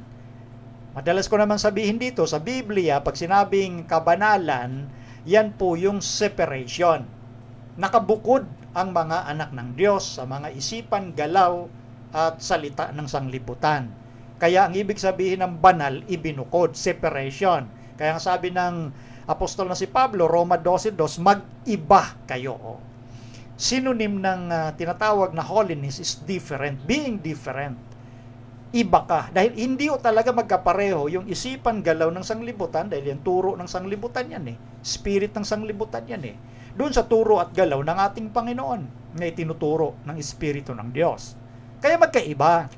Kaya wag natin pabayaang impluwensyahan tayo na naririnig natin sa mundong ito. Hindi ho ganun yun eh. Ito yung sinasabing zeitgeist, yung atmosphere ng sanglibutan, the spirit of this world, matindi ang panglason na ginagawa sa isipan ng mga tao. So, sa kabanalan, mabuting kalooban. Yung kindness, yung mabuting kalooban sa kapatid. At yung mabuting kalooban sa kapatid, pag-ibig. Kasi yung mabuting kalooban, kumbaga, ipinapakita yun sa pamamagitan ng gawa. Kaya dinugtong dito, mabuting kalooban sa kapatid. Meaning yung mabuting kalooban na nasa sayo, dapat maramdaman ng kapatid yan, hindi lang sinasalita. Kaya idinugtong mabuting kalooban sa kapatid. Hindi nagtatapos lang sa mabuting kalooban, kundi mabuting kalooban sa kapatid. At sa mabuting kalooban sa kapatid, pag-ibig. Yung pag-ibig na wala kang tinatangi. Magkaiba ho ito sa yung marami kasi ngayon faction grupo eh. Pag hindi mo kagrupo itong grupong yan, hindi ka dapat diyan. Di ko feel yan sabi ng iba. Mali 'yon. Dahil pag sinabing pag-ibig sa kapatid, mabuting kalooban sa kapatid, wala kang pinipili. Hindi mo lang pipiliin yung mga kabibes mo. Yan tawagan ni Kristo diyan, wala kang pinag-iba sa mga Gentile na ganyan ang pag-uugali, namimili lang kang ng kakasamahin. Dapat wala kang pinipili, wala kang itinatangi sa madaling salita. So kasama ang dami nun, Brother Marlon. Marami yung payo dito ni Pedro para mapanatili mo na hindi makabitiw kay Kristo. Sapagkat kung nasa atin yung mga bagay na ito, yung isa-isa niya at sumagana, hindi tayo pababayaang mga tamad. Maliwanag yung sinabi ni Pedro Hindi kayo pababayaang maging mga tamad o walang bunga sa pagkakilala sa ating Panginoong Hesukristo. So ang mga mananampalataya ng Diyos, talagang magbubunga dapat. Yan ang hinahanap ng Diyos sa atin Yung pagbunga ng ating sinasabing pananampalataya sa Kanya. At yun yung direksyon ng tanong ni Brother Marlon. Dapat magbunga talaga dahil pag walang bunga sinusumpa ng Panginoon. Kagaya ng ginawa niya doon sa acted parable nung fig tree, yung puno ng igos, na nung nakita ni Kristo, ba't puro dahon walang bunga? Supposedly magkakabunga ka kasi may dahon ka na. Yun po kasi yung nature ng puno ng igos. Yung dahon nagsisilbing, kumbaga, tanda na kasunod nun bunga na agad. Nung tiningnan niya, puro dahon, walang bunga, puro palamuti, ika nga, wala namang naiproduce. Anong ginawa ni Kristo? Sinumpa niya hanggang doon sa ugat. Kaya hindi na napakinabangan yung puno ng igos na yun. Sinumpa niya. Kasi ang hinahanap ng Diyos sa nagsasabing mga anak niya, mananampalataya niya, magkabunga. At yun yung punto ng tanong. Magkabunga ka, maging blessing ka sa kapwa-tao. Yun. So isa-isahin nyo, Brother Marlon, muli, at kumbaga, i-internalize ninyo yung sinasabi na yun ni Apostol Pedro. At yun. Hindi tayo pababayaang mga tamad o walang bunga sa ating pagkakilala sa ating Panginoong Jesucristo. Okay? Yun po yung ating sagot. Next, Ali, galing pa rin kay Brother Marlon Anthony. Good evening po, Bro Melvin. Pwede po ba maipaliwanag niyo po yung pagkakaiba ng doktrina ng Seventh-day Adventist sa INC pagdating sa paghahari ng Panginoong Hesus ng 1,000 taon? Nakita ko lang po kasi yun kanina, medyo di ko maintindihan kung sino ang paghaharian daw po ng Panginoong Hesus sa lupa. Naparam na ito pagdating ng Panginoon dahil mapupugnaw bago pa yon paghahari. Thanks po. So, ang question about 1,000 years. So, sasagutin natin ito in affirmative way. Kung ano yung sinasabi talaga ng Biblia pagdating sa usapin ng 1,000 years. Ito po, ang pasimula po kasi ng 1,000 taon, ang pasimula ay yung panahon ng pagdating ng Panginoong Jesucristo sa ikalawa. The second coming, inaantay natin. Diyan magsisimula ang 1,000 years. At ito po yung mga pangyayari sa pagdating ni Kristo. Isa-isahin natin. Unang Tesalonica 4:16-17. Pakilagay, Ali. Sapagkat ang Panginoon din ang bababang mula sa langit na may isang sigaw. May tinig ng arkanghel at may pakakak ng Diyos. At ang nangamatay kay Kristo ay unang mga bubuhay na mag-uli. 17. Kung magkagayon, tayong nangabubuhay na nangatitira ay aagawing kasama nila sa mga alapaap upang salubungin ang Panginoon sa hangin. At sa ganito'y sa Panginoon tayo magpakailanman. Ito po yung mga pangyayari. Isa po ito sa mga pangyayari sa panahon ng pagdating ni Kristo. Bababa siya mula sa langit, mayroong sigaw, may tinig ng arkanghel, at may trompeta o pakakak ng Diyos. So, maingay ito, audible. At literal, visible, makikita ang Panginoon sa kanyang pagdating. And then, ang mangyayari, yung mga nangamatay kay Kristo. Ibig sabihin, yung mga namatay na sumampalataya kay Kristo, namatay na sila. Sila yung unang mga bubuhay na muli. So, yung pangyayari sa pasimula ng 1,000 taon, yung mga banal na namatay kay Kristo, mabubuhay. Perfection. At yung mga buhay na banal, sabay-sabay, ayon sa talatang 17, sabi ni Pablo, tayong nangabubuhay na nangatitira, aagawing kasama nila. Meaning, sabay-sabay, yung mga binuhay na banal na namatay at yung mga buhay na banal, sabay-sabay, sasalubong kay Kristo sa alapaap ng langit. Isang punto, si Kristo sa kanyang ikalawang pagdating, hindi po lalapag ang paa niya sa lupa. Diyan po siya sa alapaap ng langit sa salubungin. Kaya nga, sabi ni Kristo, huwag kayong maniwala pag may nagsabing narito ang Kristo nasa isang silid. Sabihin natin, may nagbalita, ay nasa United States of America, ay nasa New York na si Kristo, ay nasa Saudi, ay nasa Israel. Huwag maniwala. Dahil si Kristo makikita nasa alapaap ng langit, doon siya sasalubungin. Sa mga alapaap, kagaya ng sinasabi dito, salubungin ang Panginoon sa hangin. Yun yung rapture na tinatawag, walang secret ha, yung secret, yan ay false doctrine. There is no such thing as secret when Jesus comes the second time. Walang secret, kaya nga may sigaw eh. Wala po akong alam na sikretong pasigaw. May sigaw nga, maingay. Audible to eh. Itong talatang, napakaingay na talata yan eh. May mga trompeta pa. Di ba? So, eto yung mga pangyayari sa pasimula ng 1,000 taon na sinasabi sa Biblia. Ngayon, pag salubong mo sa alapaap ng langit, naturalmente, diretso doon sa langit. Sasalubungin mo sa alapaap ng langit, tapos yung iba kasing isipan, lalapag din sa lupa. Hindi lalapag, sasalubungin nga sa hangin eh. Saan dadalhin ni Kristo? Di doon sa lugar na ipinangako na ni Kristo. Pakilagay nga ali yung Juan 14, talatang 2, simulan natin hanggang 3. Sa bahay ng aking ama ay maraming tahanan. Kung di gayon ay sinabi ko sana sa inyo, sapagkat ako'y paroroon upang ipaghanda ko kayo ng dakong kalalagyan. At kung ako'y pumaroon at kayo'y maipaghanda ng kalalagyan, ay muling paririto ako at kayo'y tatanggapin ko sa aking sarili, upang kung saan ako naroroon, kayo naman ay dumuon. Napansin niyo po yon.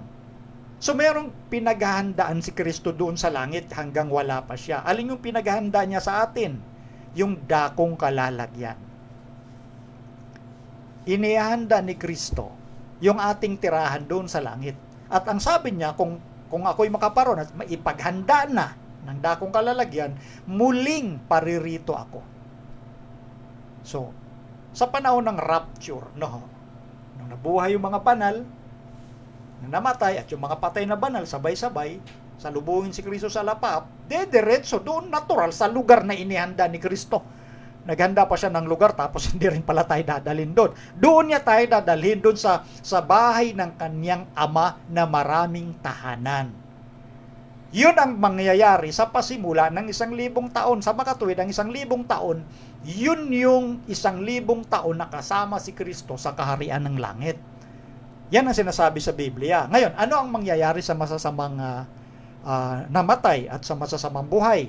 Eto, pansinin ninyo. Pakilagay, Ali, 2 Tesalonica, Kapitulo 1, talatang 7 hanggang 8. At kayong mga pinighati ay bigyang kasama namin ng kapahingahan sa pagpapakahayag ng Panginoong Hesus mula sa langit, na kasama ang mga anghel ng kanyang kapangyarihan na nasa nagniningas na apoy, na maghihiganti sa hindi nagsisikilala sa Diyos at sa kanila na hindi nagsisitalima sa ebanghelyo ng ating Panginoong Hesus. So yung mga buhay na daratnan, mamamatay sa madaling salita. Okay?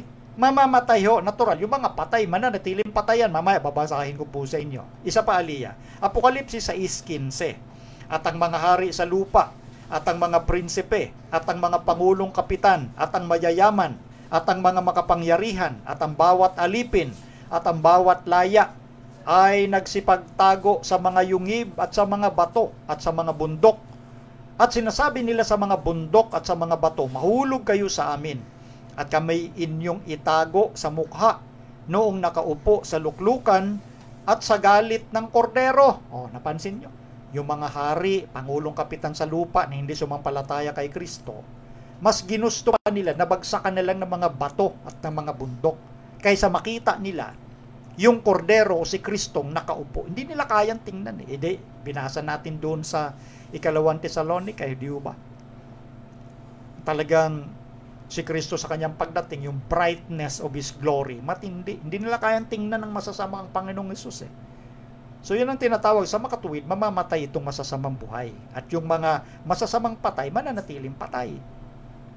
At yung sitwasyon ng ating sanglibutan, isinasalarawan po yan sa Apokalipsis 16, matinding pangyayari ang magaganap. Lindol na hindi pa nangyari. Wasak itong sanglibutan sa pagdating ni Kristo. Yun yung pasimula ng 1,000 taon. Tingnan nyo ha, ito'y nasa hula ni Propeta Jeremias. Ang sitwasyon sa panahon ng pagdating ni Kristo, napasimula rin ng 1,000 taon. Pakilagay, Ali. Jeremias 4, simulan natin sa 23. Aking minasdan ang lupa, at narito sira at walang laman, at ang langit ay walang liwanag. Stop muna tayo dyan. Ito yung pinakita na pangitain kay Jeremias. Minasdan niya yung lupa, yung earth. Sa Hebrew ito, aretz, or eretz. Ibig sabihin, lupa, earth. Nakita niya, sira at walang laman. Yung itong pangungusap na sira at walang laman, o sa Hebrew, tuho, buho. Yan yung mga salitang ginamit sa Genesis chapter 1, verse 2, nung hindi pa pinoporma ang balat ng lupa. Ang lupa ay walang anyo, walang laman. Yun ang sinasabi sa Genesis 1:2. At mauulit pala yung ganong kalagayan na ang lupa magiging sira at walang laman. Ito po yung pangyayari sa panahon ng pagdating ni Kristo sa ikalawa, at ito yung pasimula nga ng 1,000 taon, ang lupa'y magiging sira, walang laman. Magiging tuho and buho. Mga patay yung nandito eh. Yung buhay na masasama, mamamatay. Yung banal na buhay at banal na namatay, binuhay, dinala sa langit. Kaya ang lupa, sira, walang laman. Walang liwanag. Next, verse 24, Ali. Aking minasdan ang mga bundok at narito nagsisiyanig at ang lahat na burol ay nagsisiindayon. Tingnan nyo. Yung mga bundok, di ba pagdating ni Kristo, magkakaroon ng lindol na hindi pa nangyari kailanman na yung mga bundok mawawala sa kanyang dako, maging yung mga pulo o isla. At ito yung nakita ni Jeremias sa kanyang pangitain. Maliban sa ang lupa, sira, walang laman, tuloy-tuloy pa rin yung pagyanig. Yung mga burol, nagsisiindayon, dumuduyan, kumbaga. O, tingnan nyo pa, verse 25, Ali, pakilagay. Ako'y nagmasid at narito, walang tao. At lahat ng mga ibon sa impapawid na nakatakas, meaning to say, walang ibon. Walang tao. Bakit? Mga patay nga eh. O, hindi na inhabited ang lupa sa loob ng 1,000 taon. Patay yung mga nandito eh. Verse 26. Ako'y nagmasid at narito ang mainam na parang ay ilang. At lahat ng mga bayan yaon nangasira sa harapan ng Panginoon at sa harap ng kanyang mabangis na galit. Yan yung pinag-uusapan nating second coming. Lahat ng bayan masisira, mga sira sa harapan ng Panginoon, sa harap ng kanyang mabangis na galit. Kaya naalala ninyo nung sinabi sa Apokalipsis 6:17, sa pagdating ng ating Panginoong Jesucristo, sino ika ang makakatayo? Kasi ang pagdating niya, yung tinatawag na merong malaking galit. At yan ang sinasabi ni Jeremias. Yung pagdating ni Kristo, may mabangis na galit. The wrath of his come, ang sabi sa Revelation 6:17. Yung galit ng kanyang pagdating. Verse 27, Ali, pakilagay. Sapagkat ganito ang sabi ng Panginoon, ang buong lupain ay magiging sira, gayon may hindi ako gagawa ng lubos na kawakasan. Kasi nga, pasimula pa lang ito ng 1,000 taon. Natural, sa dulo ng 1,000 taon, doon yung lubos na kawakasan. Yun yung tinatawag, kumbaga sa pagbibigay ng hatol sa isang kriminal, igagawad na niya yung executive phase of judgment. Yung execution. Di ba? Parang ganito. Halimbawa, yung kriminal na nahatulan ng kamatayan. Ba? Hinatulan ka ng kamatayan ngayong August 23. Ngayon yung hatol, pero ang execution, sabihin natin, August or September 1 next year. Yun yung execution. Kaya nga sinasabi rito, hindi ako gagawa ng lubos na kawakasan kasi ito nga yung pasimula pa lang ng 1,000 taon. Yan yun. So ngayon, balik tayo sa Apokalipsis. Pakilagay, Ali, Kapitulo 20, talatang 4. Ano ba yung ingay dyan, Ali? Naririnig yung ingay kanina pa. Verse 4, at nakakita ako ng mga luklukan at may mga nagsisiluklok sa mga ito. Sila'y pinagkalooban ng paghatol at nakita ko ang mga kaluluwa ng mga pinugutan ng ulo dahil sa patutuo ni Jesus. At ang mga hindi sumamba sa hayop o sa kanyang larawan man at hindi tumanggap ng tanda sa kanilang noo o sa kanilang kamay. Okay. So, eto na. Pagdating ng mga banal doon sa langit, sa pasimulan ng 1,000 taon, ito nang ipinangako ni Kristo nang magtagumpay, ay bibigyan ko ng karapatang magsiluklok sa aking luklukan. Meaning, ito na yung symbol ng victory. Nakaupo na sa trono. At pinagkalooban sila ng privilege na makahatol. Lalo na itong mga tao na pinersecute sa panahon ng implementation ng Mark of the Beast or Sunday Law. Hindi sila tumanggap ng tanda sa kanilang noo o sa kanilang kamay. At sila ikay nangabuhay, nangabuhay at nagsipagharing kasama ni Kristo, pakilagay, Ali. At sila'y nangabuhay at nagsipagharing kasama ni Kristo sa loob ng 1,000 taon. Yun yung gagawin doon ng mga naligtas, isa sa mga gagawin. Maghaharing kasama ni Kristo sa loob ng 1,000 taon. Saan? Sa langit po ito. Sa langit ho ito. Ito yung mga nagtagumpay kasi pag sinabing magsipaghari po kasi tandaan natin, yung mga termino sa Biblia, Hebraism and based sa culture na kinagisnan ng mga biblical writers na mayroon tinatawag na mga kings, may tinatawag na mga throne. Siyempre, pag may hari, may trono o luklukan. So, sa spiritual sense po kasi, Pag sinabing hari, yun yung mga nagtagumpay, nag-conquer. Ano yung ating laban bilang mga Kristiyano, spiritually speaking? Di yung laban natin sa pananampalataya. Paglaban sa sarili para magtagumpay na huwag gawin yung kasalanan na pinapangunahan ni Satanas. Na tayo matukso sa kasalanan, pagtagumpayan natin sa pamamagitan ng biyaya ni Kristo at sa tinatawag na kapangyarihan ng banal na Espiritu. Yun yung laban natin, spiritual battle against Satan, na huwag nating gawin yung inuudyok ni Satan na kasamaan. At kapag napagtagumpayan natin dahil sa pananampalataya kay Kristo, sa kanyang biyaya at sa pakikitahan ng banal na Espiritu, yun nga yung paghahari natin. At yun yung tronong uupuan natin, yung privilege na makasama si Kristo at ang Diyos. Kaya ginagamit yung mga pananalitang ito dahil doon sa tinatawag na sa concept ng mga Hudyo na nabuhay during the time of the kings at na may mga trono na ginagamit sa spiritual aspect. Verse 5, hali pakilagay. Ang mga iba sa mga patay ay hindi na nga buhay hanggang sa naganap ang 1,000 taon. Ito ang unang pagkabuhay na maguli. O, kita nyo? Kaya ngayong masasama, mamamatay at yung mga patay, mananatiling patay hanggang sa maganap ang 1,000 taon. Meaning, during sa buong 1,000 taon, mananatiling patay yung masasama. Pag natapos ng 1,000 taon, saka sila bubuhayin. Yun yung sinasabi dyan. Kaya nga ito, tuloy natin yung verse 6, Ali. Mapalad at banal ang makalakip sa unang pagkabuhay na mag-uli. Sa mga ito'y walang kapangyarihan ang ikalawang kamatayan, kundi sila'y magiging mga saserdote ng Diyos at ni Kristo at mga haharing kasama niya sa loob ng 1,000 taon. Kaya yung merong tinatawag sa Biblia, dalawang uri ng pagkabuhay. Two kinds of resurrection. Yung first resurrection na binanggit ni Pablo sa mga taga-Tesalonica, na yung mga nangamatay kay Kristo, una, yun ang tinatawag ni Juan, mapalad at banal. Bakit? Wala ng kapangyarihan yung ikalawang kamatayan. Para kanino yung ikalawang kamatayan? At ano yung ikalawang kamatayan? Ang ikalawang kamatayan, impyerno. Babasahin natin maya-maya. So yung hindi makasama sa first resurrection, ang diretso nun, kapahamakan. Yun yung second resurrection. Yan ang sinasabi ni Juan. Okay? Ngayon, sa verse 7, eto na. At kung maganap na ang 1,000 taon, si Satanas ay kakalagan sa kanyang bilangguan. Stop muna tayo, Ali. Kung maganap na, meaning, pagkatapos ng 1,000 taon, ang lupa, sira, walang laman, walang tao, ang mga bundok nagsisiyanig, mga burol nagsisiindayon.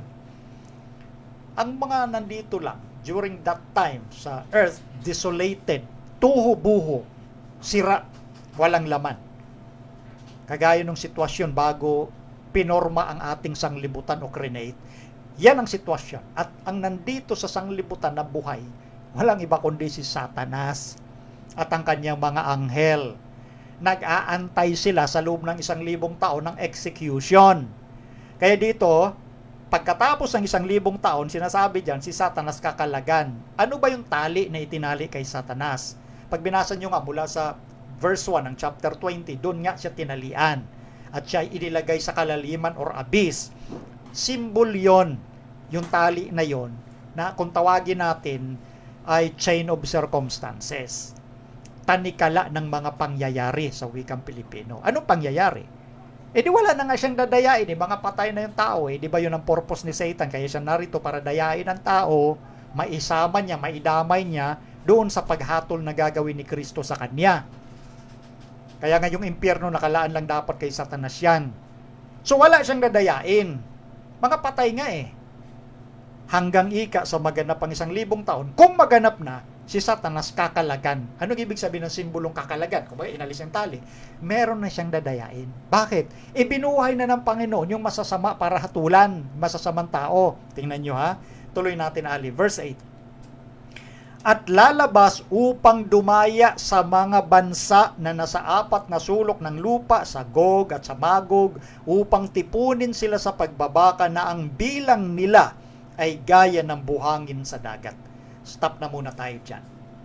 Ito yung punto na kinalagan siya dahil binuhay na ng Diyos yung masasama para igawad na yung executive phase of judgment. Kaya nga si Satanas lalabas upang dumaya. Brother Melvin, di ba masasama yan? Paano pandadayain? Ito, magkakasunod na talatang ito Dadayain ni Satan para tipunin sa pagbabaka dahil gusto nila angkinin by force ang New Jerusalem na bumabang galing sa langit. Bababa dito yun sa lupa, ang bagong Jerusalem. After 1,000 years, kasama si Kristo at ng mga banal. Lumalabas, ipinaparating ni Satanas sa mga binuhay ng Diyos. Kaya nating angkinin yung Jerusalem na yan. Paghaharian natin yan. Yun yung punto ng pandaraya. Logical lang yan. Tinuturo ng Panginoon yung tinatawag na scrutiny dito sa mga salita na sinasabi sa Bible dahil nandyan po ayon sa liwanag ng Santong Espiritu Ituloy natin verse 9, ito yung sinasabi natin na pandaraya ni Satan. At nangagsipanhik sila sa kalaparan ng lupa at kinubkob ang kampamento ng mga banal at ang bayang iniibig at bumaba ang apoy mula sa langit at sila'y nasupok. Ito po yung katapusan ng 1,000 taon. Sa katapusan ng 1,000 taon, ang mga pangyayari, yung mga masasamang patay, bubuhayin para igawad ang final or execution ng judgment. Si Satanas may madadaya na naman. Bakit? Yun ang kanya sasabihin, kukubkubin nila. Yan yung pinalibutan nila. Nangagsipanhik sila sa kalaparan ng lupa at kinubkob. Ibig sabihin ng kinubkob, pinalibutan. Yung kampamento ng mga banal. Itong bayang iniibig, Jerusalem, na bumabang galing sa langit. Pinaparating ni Satanas, kaya nating kunin yan sa kabila na nandoon ang ating Panginoong Jesucristo. Di ba pandaraya yan? And then, isa pa sa dapat nating makita, itong mga pangyayaring isinasalarawan dito, hindi po ito chronological, not necessary chronological or pagkasunod-sunod. Bago bumaba itong apoy, meron munang tinatawag na the Great White Throne. Yung dakilang puting luklukan ang nakalukluk doon si Kristo. Bago igawad yung execution ng hatol, yung pagbaba ng apoy, ipapakita muna sa lahat na ito yung mga ginawa nyo, kaya ito yung magiging katanggap-tanggap na kaparusahan sa inyo. Yung ikalawang kamatayan, dagat-dagatang apoy o impyerno. O, tingnan nyo. Di nabasa, bumaba ang apoy. So, yung apoy na impyerno, hindi likha sa lupa, Kagaya nung iniisip ng iba, may impyerno dito sa ilaliman ng lupa. Wala. Ang impyerno, manggagaling sa langit. Apoy ng Diyos yun. Sa mga pilosopo na nagsasabi, hindi masusunog si Satanas, espiritu yun. Apoy nga ng Diyos Kung apoy yan nagawa dito sa lupa, hindi siya talaga kayang masunog. Ito, apoy galing sa Diyos. Galing sa langit. Tuloy natin, Ali. Verse 10. At ang diablo na dumaya sa kanila ay ibinulid sa dagat-dagatang apoy at asupre na kinaroroonan din naman ng hayop at ng mga bulaang propeta. At, next slide, Ali. At sila'y pahihirapan araw at gabi magpakailan-kailanman. So, yun yung katapusan ni Satan, ng mga evil angels at ng mga masasama na binigay lahat ng Diyos ang pagkakataon na pumanig sa Kanya, sumunod sa Kanya, tanggapin yung kaligtasan na libreng inaalok. Mas pinili nila yung daan ng kamatayan. Yun na nga yung ikalawang kamatayan, ang impyerno ng apoy. Tandaan natin po sa Biblia, ang impyerno ay nilikha ng Diyos para lamang kay Satanas at sa kanyang mga anghel, hindi para sa tao. Kaya nga si Kristo, ipinagkaloob niya yung kanyang buhay para kahit isang tao walang mapahamak. Ginawa lahat ng Diyos ang lahat ng dapat gawin. Pero ang pagpapasya kasi o desisyon nasa tao. Yan yung kapangyarihan na binigay ng Diyos sa tao. Free will. Kalayaang piliin yung gusto niyang piliin. Pero ipinapakita ng Diyos yung consequences. Pag pinili mo yung daan ng buhay, piliin mo yan. Gusto ng ating Panginoon. Narito ika ang buhay, narito ang kamatayan, narito ang pagpapala, narito ang sumpa. Datapot, piliin mo ang buhay. Nakasulat yan sa Deuteronomio 30:19. Inilalagay ng Diyos sa harap ng tao yan. Pinapakita yung ano yung consequences ng bawat pagpili. Dahil hindi nga pwedeng pilitin ng Diyos ang taong ayaw sa Kanya. So, matatapos ang lahat ng kasamaan, si Satanas parurusahan din, pahihirapan sa apoy na galing sa Diyos. And then, kapag nasunog na dito sa kalaparan ng lupa, pero bago yon, Nakita niyo po yung kabalintunaan, yung irony. Gaya ng nabanggit na natin, yung kaligtasan, libre na inaalok ng Diyos. Kaligtasan mula sa ikalawang kamatayan, impyerno, libre yun. Efeso 2:8, salvation is a free gift sa pamamagitan ng biyaya ng Panginoong Jesucristo. Libre. Nung binibigay sa tao ng libre, ayaw tanggapin. Pinili yung loyalty sa kaaway. At nung bumaba na yung bayang banal, na kung saan pwedeng pumasok ng libre, kukunin ng masasama, puwersahan. Nakita niyo yung irony o kabalintunaan? Nung binibigay na libre, ayaw. Nung wala ng pagkakataong makapasok doon, gustong pasukin by force. At yun nga ang pandaraya ni Satan sa mga binuhay na masasama. By force, sa pamamagitan ng puwersa, pinalibutan nila para kubkubin. Na imagine ko, yung sitwasyon na yun, na lahat ng masasamang patay mula sa panahon ni Cain hanggang sa huling panahong ito, magkikita-kita. Yung mga magigiting na warriors sa iba't ibang generation, yung mga katulad nila Hitler na masasama, magtitipon sila kompleto, may mga Air Force, may mga kanyon. Ini-imagine ko lang po yan kasi of all ages, yung mga masasamang patay, mga great warriors na mabubuhay, na aakayin ni Satan na salakayin natin yung New Jerusalem, kaya nating kunin yan. Kaya nga, yun ang purpose, kaya nga pinalibutan ng New Jerusalem Ano yung purpose ng palilibutan mo kung hindi mo kukunin? Ay, yun yung logic na pinag-uusapan natin. Napaka-importante po yung understanding ng Bible. Dahil tinuturo yan ng Panginoon naman ng libre sa mga tapat ang puso na gustong malaman ang katotohanan. Ay di, ito na. Ay di nung, sa Bible yan, Revelation 20, yung Great White Throne, and then, nabuksan yung mga aklat at ibang aklat na doon sa mga patay na hinatulan, pinakita sa lahat. Bago bumaba ang apoy, kaya sabi ko, not necessary, chronological yan, yung sunod-sunod. Kasi sa verse 9, at bumaba ang apoy, then pagdating sa mga susunod na talata, nandun yung Great White Throne at yung mga aklat ng mga patay, ipinakita. Ibig sabihin, iba't ibang uri ng aklat. Aklat ng buhay at yung aklat ng mga nasa kapahamakan. Yung aklat ng buhay, yun yung aklat ng kordero. Na sumampalataya sa kanya, nakalista yung pangalan mo doon. Yung aklat ng mga patay, aklat ng mga napapahamak. At doon marirealize ng lahat na tama lang yung ginawang paghatol ng Diyos. And then, bababa ang apoy mula sa langit, itong lupa na ito. Lilinisin ng lahat ng bakas ng kasalanan. Matatapos pa rin yung impyernong yon. Yun yung pinapaliwanag natin noon pa, na yung salitang forever sa Biblia, hindi literal yan pag inangkop o inapply sa mga bagay na nilikha ng Diyos. Kay Satan, sa mga tao, o sa mga bagay na susunugin. Ang walang hanggan doon ay apoy na kapag meron pang sinusunog, walang hanggan yung apoy. Pero pag tapos ng masunog yung masasama, tapos na rin yung apoy. Yun yung napakaraming ebidensya sa Biblia ng salitang magpakailanman o walang hanggan. Ang salitang magpakailanman, kapag ikinapit sa mortal o taong may kamatayan, may katapusan yon. Pero pag ikinapit sa Diyos, literal, ang Diyos lang ang walang hanggan. Yun yon. So ngayon, after na masunog na yung masasama, lahat ng bakas ng kasalanan, ito pa rin yung new earth na pinag-uusapan. Tingnan nyo alipakilagay, Revelation 21 verse 1. At nakita ko ang isang bagong langit at ang isang bagong lupa, sapagkat ang unang langit at ang unang lupa ay naparam at ang dagat ay wala na.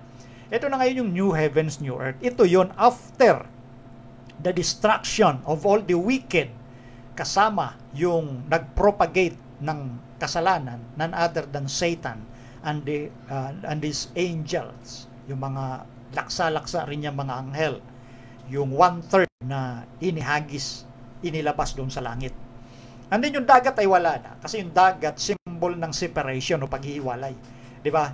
Kaya iba yung dagat, diba? Yung mga mahal mo sa buhay, nagtrabaho sa iba yung dagat para lang matustusan yung pangangailangan ng pamilya. Separation yun Sa bagong langit, bagong lupa, wala nang paghihiwalay ang mga tao. Hindi ibig sabihin wala nang dagat.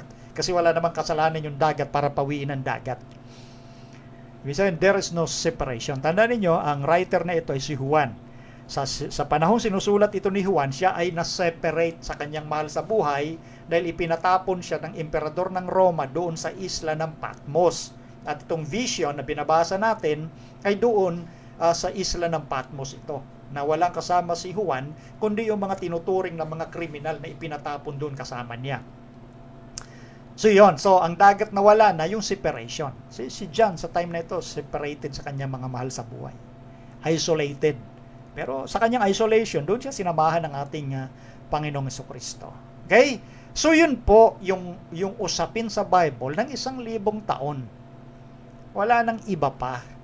So after lumalabas ng 1,000 taon doon sa langit, panahon yun na nabigyan yung mga ligtas ng pagkakataon na makita yung ginawang hatol ng Diyos sa mga masasama. Kasi sa langit, marami tayong pwedeng gawin doon. Di natin alam kung ano pa. Kasama na dyan yung marahil yung mga isipan na kumbaga pinag-iisip lang natin habang nandito pa tayo na halimbawa nandun ka sa langit, then napansin mo ba't yung kakilala mong mabait sa pagkaalam mo, wala doon. Samantalang yung mga sa tingin mo noon ay napakasama, ba't nandito ito sa langit? O hindi mo alam ang kwento ng mga buhay nila. So doon kayo makikita mo sa aklat ng buhay kung anong nangyari. Yun yung privilege na ipagkakaloob ng Diyos sa mga ligtas. Kasama yon sa mga gagawin doon sa langit. Can you imagine, 1,000 taon. Then after that, yung mga ligtas na nandun, bababa kasama ng bayang banal. Ito pa rin yung new earth. Lilinisin yung bakas ng kasalanan. Ito pa rin yung bagong langit, bagong lupa, bago in a sense na wala ng bakas ng kasalanan. Parang yung tao na makasalanan.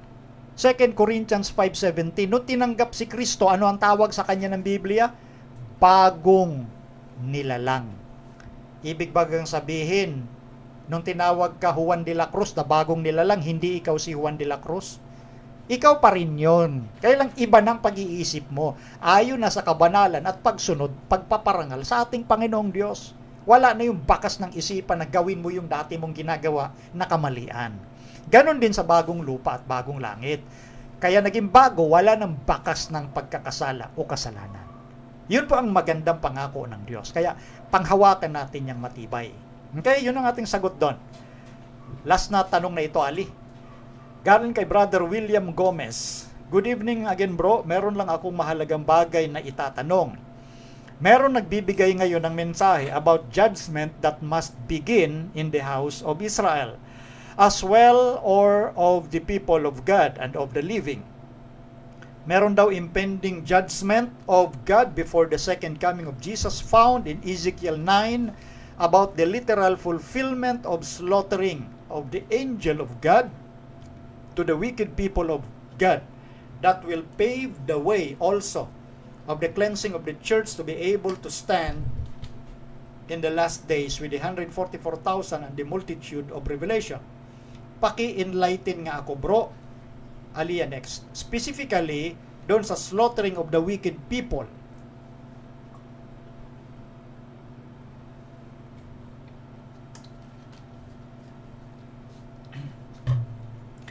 Specifically, doon sa slaughtering of wicked people, not sighing and crying for the abomination done in the church of God. Okay? So, maraming salamat, Brother William, doon sa magandang tanong. Yung tinatanong about sa Ezekiel at doon sa slaughtering of the people, yung sa pagpatay sa mga tao, pasisimulan sa bayan ng Diyos, dahil doon sa, kumbaga, hindi nila ginagawang tama. At eto, basahin na natin yung binabanggit, yung kabuuan ng Ezekiel 9. Kung may katotohanan ba yung pinag-uusapan doong matinding patayan na mangyayari at ang papatay mga anghel ng Diyos. Basahin natin ha, Ezekiel 9 verse 1, simulan natin.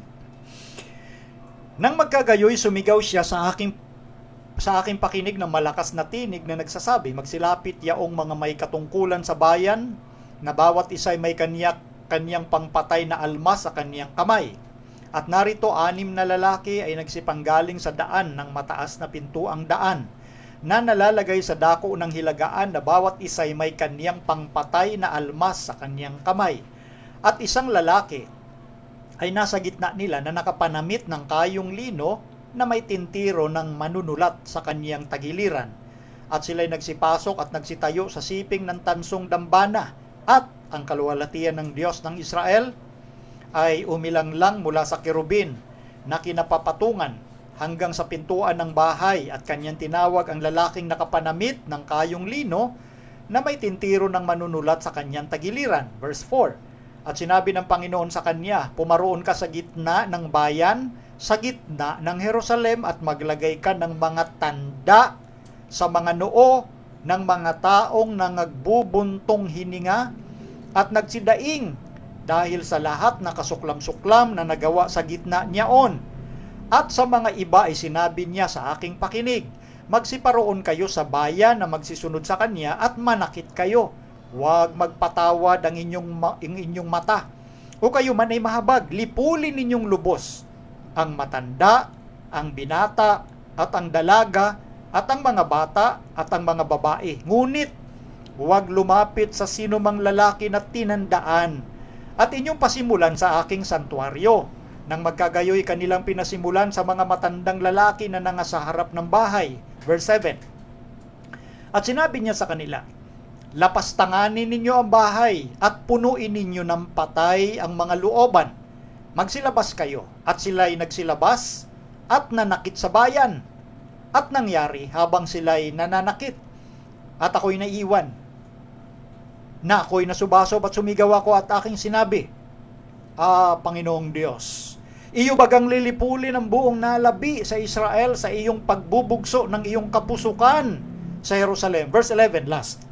At narito, ang lalaking nakapanamit ng kayong lino na may tintiro ng manunulat sa kanyang tagiliran, nagbalita ng bagay na sinabi, aking ginawa na gaya ng iniutos mo sa akin. Binasa natin yung halos kabuuan ng chapter 9 ng Ezekiel. At literally, take note sa mga kapatid, sa mga kaibigan, no? Literal na mangyayari po ito. Ang paghatol ng Diyos pasisimulan sa kanyang bayan. Nakasulat yan sa unang Pedro, Kapitulo 4, talatang 17. Magsisimula sa bayan ng Diyos. At ito'y situation in these last days. Kasi may nabanggit doon, yung nalabi sa bayan. The remnant. Yung hindi mamamatay dito, ay yung tinatakan ng anghel with a writer's inkhorn by his side. Yun yung paulit-ulit na binabanggit. Yung anghel dito na isa na ay nagtatatak. Tinatandaan yung mga noo ng mga taong nangagbubuntong hininga at nagsisidaing, sighing and crying. Bakit sila nagbubuntong hininga at nagsisidaing? Bakit sila tatanggap ng tanda sa noo? Kasi sila yung nasusuklam sa mga kasamaang nangyayari sa bayan sa Jerusalem. Ito'y pangyayari sa huling araw. Dahil yung sealing, pagtatatak, ay ginagawa ngayon sa huling araw.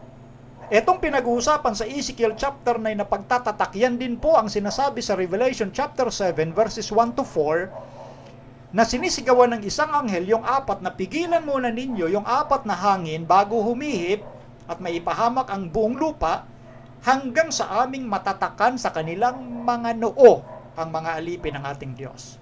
So ang usapin po ng pagtatatak sa Ezekiel 9 and Revelation chapter 7 ay parallel, pareho. At yung mga walang tatak ba, babalikan ko. Sino lang yung tatatakan sa kanilang noon? Ang sealing angel, yung anghel na nagtatatak na binabanggit doon, an angel with a writer's inkhorn by his side, o yung sa wikang Pilipino, may tintiro ng manunulat sa kanyang tagiliran. Writer's inkhorn by his side, yung pagtatatak na yon. Na ang tatak na yon, hindi makikita ng sino man. Hindi yun visible na tatak, Diyos lang ang nakakakita nun. At yung sealing angel, inutusan ng ating Panginoon mismo. Doon sa mga taong nasusuklam sa mga maling nangyayari o ginagawa sa loob ng ating iglesia. Yung mga kapatid na nasusuklam saan? Sa maling gawa. Hindi nasusuklam sa tao kumpara sa mga offshoot. Mga offshoot nasusuklam yan sa tao eh. Hindi doon sa maling gawa. Parang si Satanas, suklam siya sa tao pero hindi doon sa mali. Kasi siyempre pinangungunahan niya yung mali. So itong mga nagbubuntong hininga, maliwanag sa sinasabi dito sa mga pangungusap ng talata, sila yung tatatakan dahil sila ay nangagbubuntong hininga, nagsisidaing dahil sa lahat na kasuklam-suklam na nagawa sa gitna niyaon. Saan? Sa gitna ng bayan. Etong remnant, may nangyayaring kalokohan nga. Pero siyempre, ang may karapatang maghiwalay dyan ang ating Panginoon, maliban na, sabi ko nga kanina, maliban na matuklasan mismo ng mga kapatiran na hindi dapat nagbubulag-bulagan at nagtatakip ng mata. So, ang punto rito, ito pong mga lalaking pinag-uusapan dito, mga angel ng Panginoon ito. Yung isa dito yung nagtatatak.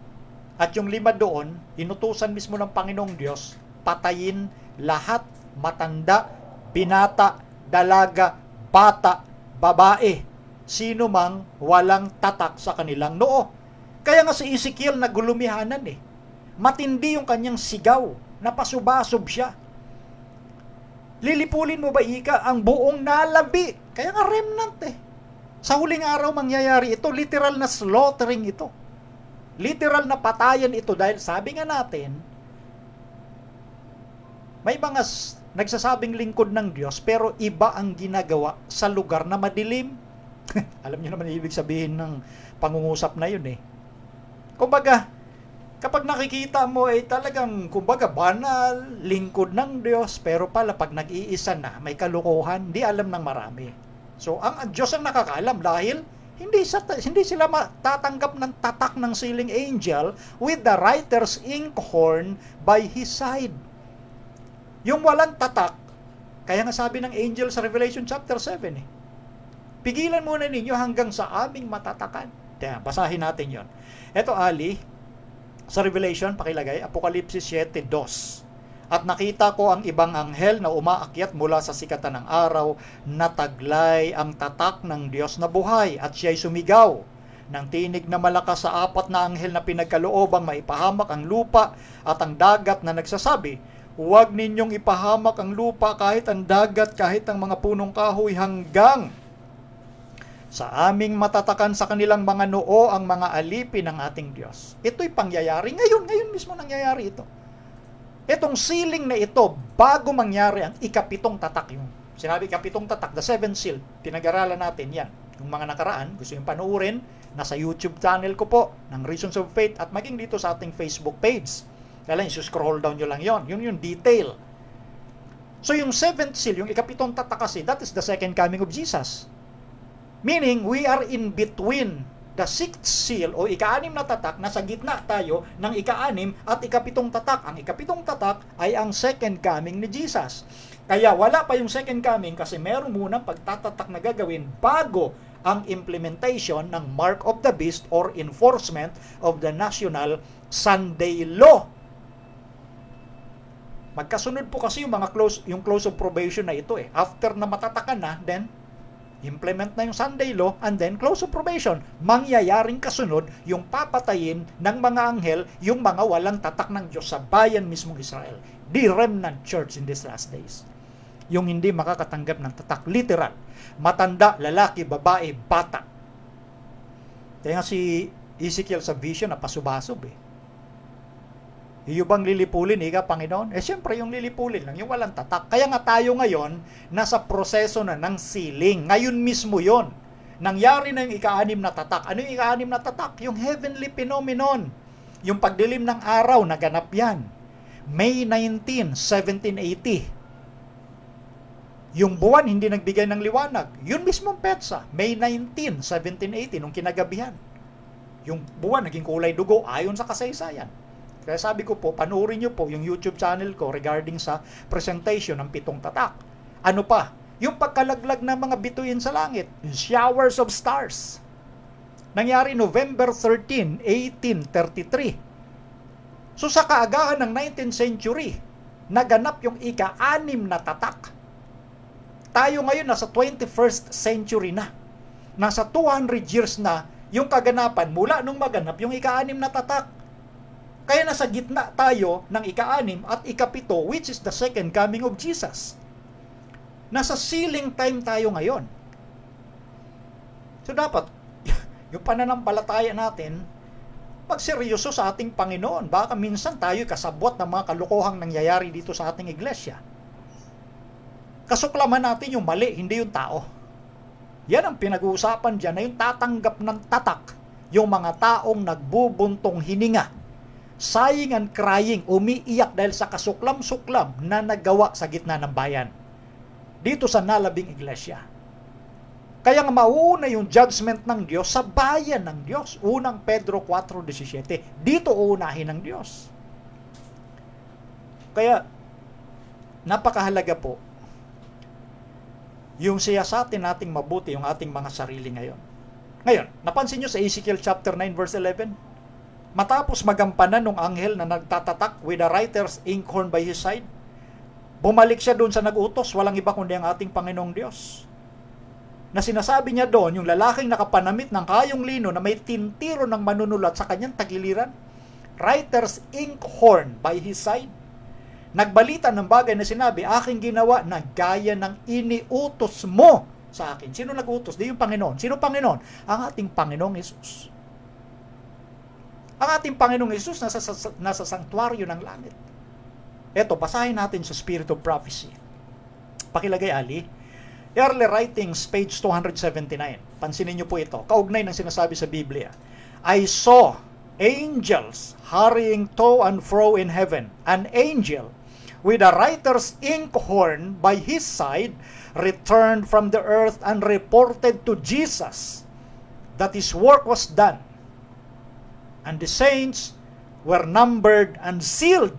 Then I saw Jesus, who had been ministering before the ark containing the 10 commandments, throw down the censer. He raised his hands, and with a loud voice said, "It is done."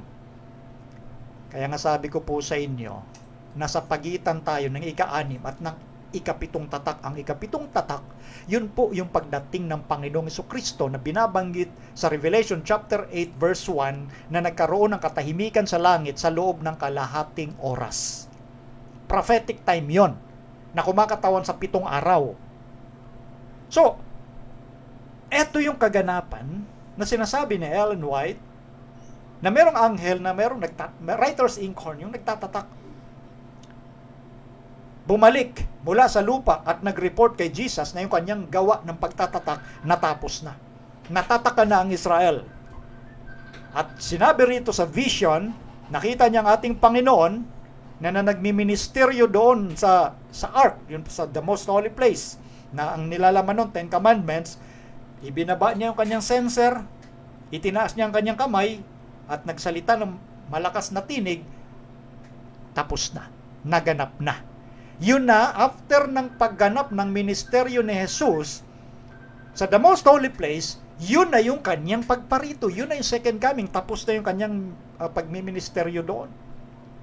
So literal yon. Next, Aliyah, sunod na slide.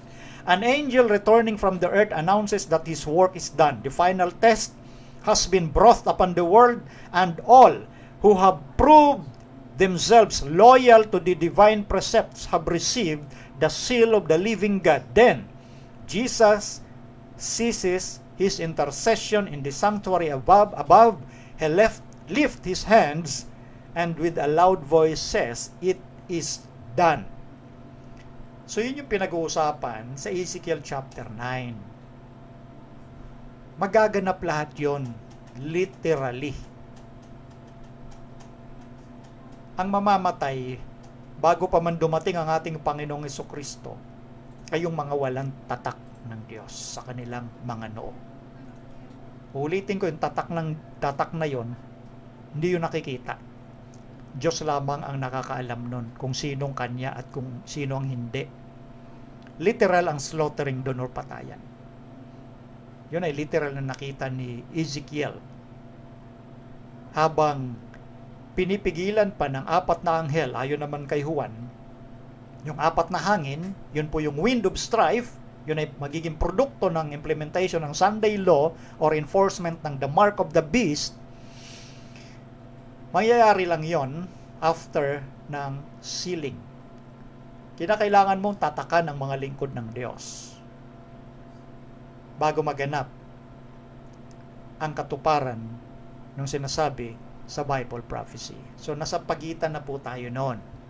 So, maganda na itanong po ninyo, at least, na ipaliwanag natin itong mga bagay na ito dahil part ito ng Bible eschatology, yung naintindihang eschatology or last day events ng mga Seventh-day Adventist. So, yan po yung ating sagot sa magandang tanong na yan. Kaya yung anghel sa Ezekiel 9:11 na bumalik, nag-report Nagawa ko na yung inutos mo sa akin. Sino nagutos? Ayon sa Spirit of Prophecy, si Jesus Christ. Matapos na matatakan ng lahat, close of probation na yun sa bayan ng Diyos, ha? Close of probation sa bayan ng Diyos. I-declare ang mark of the beast, magkakaroon ng pagkakataong mamili ang lahat, maintindihan ng lahat ng tao, ha?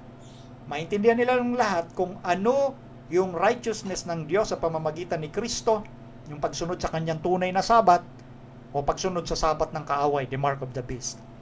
And then, magkakaroon na ng tinatawag na second close of probation sa buong sanglibutan na yon.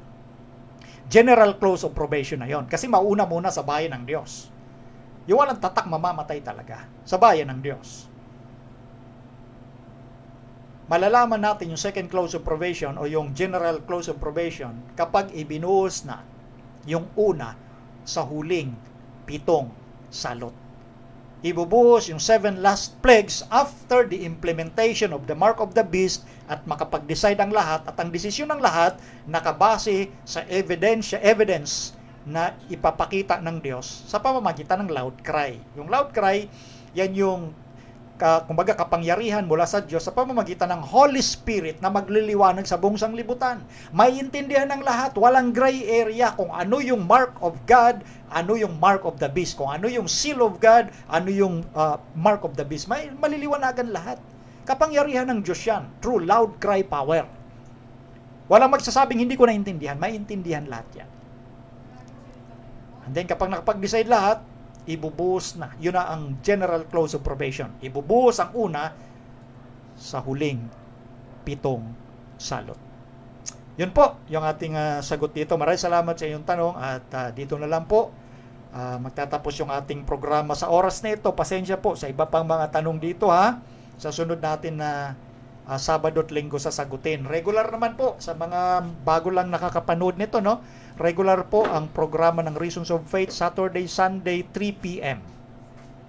So yun po yung atin hong patuloy na paanyaya na patuloy nating suportahan at ipanalangin yung ating programa, no? Dahil ninanais din po natin na makapaglingkod at maiparating yung katotohanan ng atin pong sinasabi dito sa ating programa na walang halong anuman, walang anumang ibang motibo kundi paglalahad lamang ng mga katotohanan ng nais ng Diyos na maiparating sa lahat. Yun lamang po ang ninanais ng programa, kaya ang aking kahilingan sa atin mga followers, i-share po natin yung mga video po natin dahil itong programa, batang-bata pa lang ito. Kasi simula lang namin ang live noong October last year. So, mag-isang taon pa lang kami by October. Kung mapalad pa tayong abutan ng October dahil ang pagtatapos ng panahon, tumutuloy na ho eh.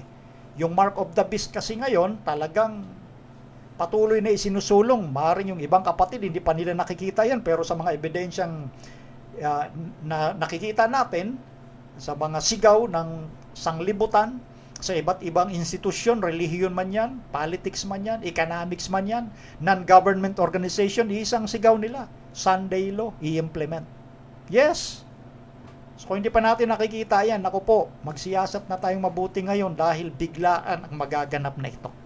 Maraming hindi magiging handa. Dahil marami pa rin ang nag-aakala na matatapos ang krisis ng ating sanglibutan, no?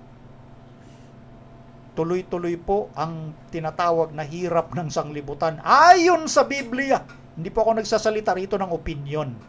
Ayon kay Pablo, unang Tesalonica 5:3, ayon kay Juan at ayon sa lahat ng mga apostol ng ating Panginoon, ang sanglibutan pahirap ng pahirap, pasama ng pasama sa panahon na magwawakas ito.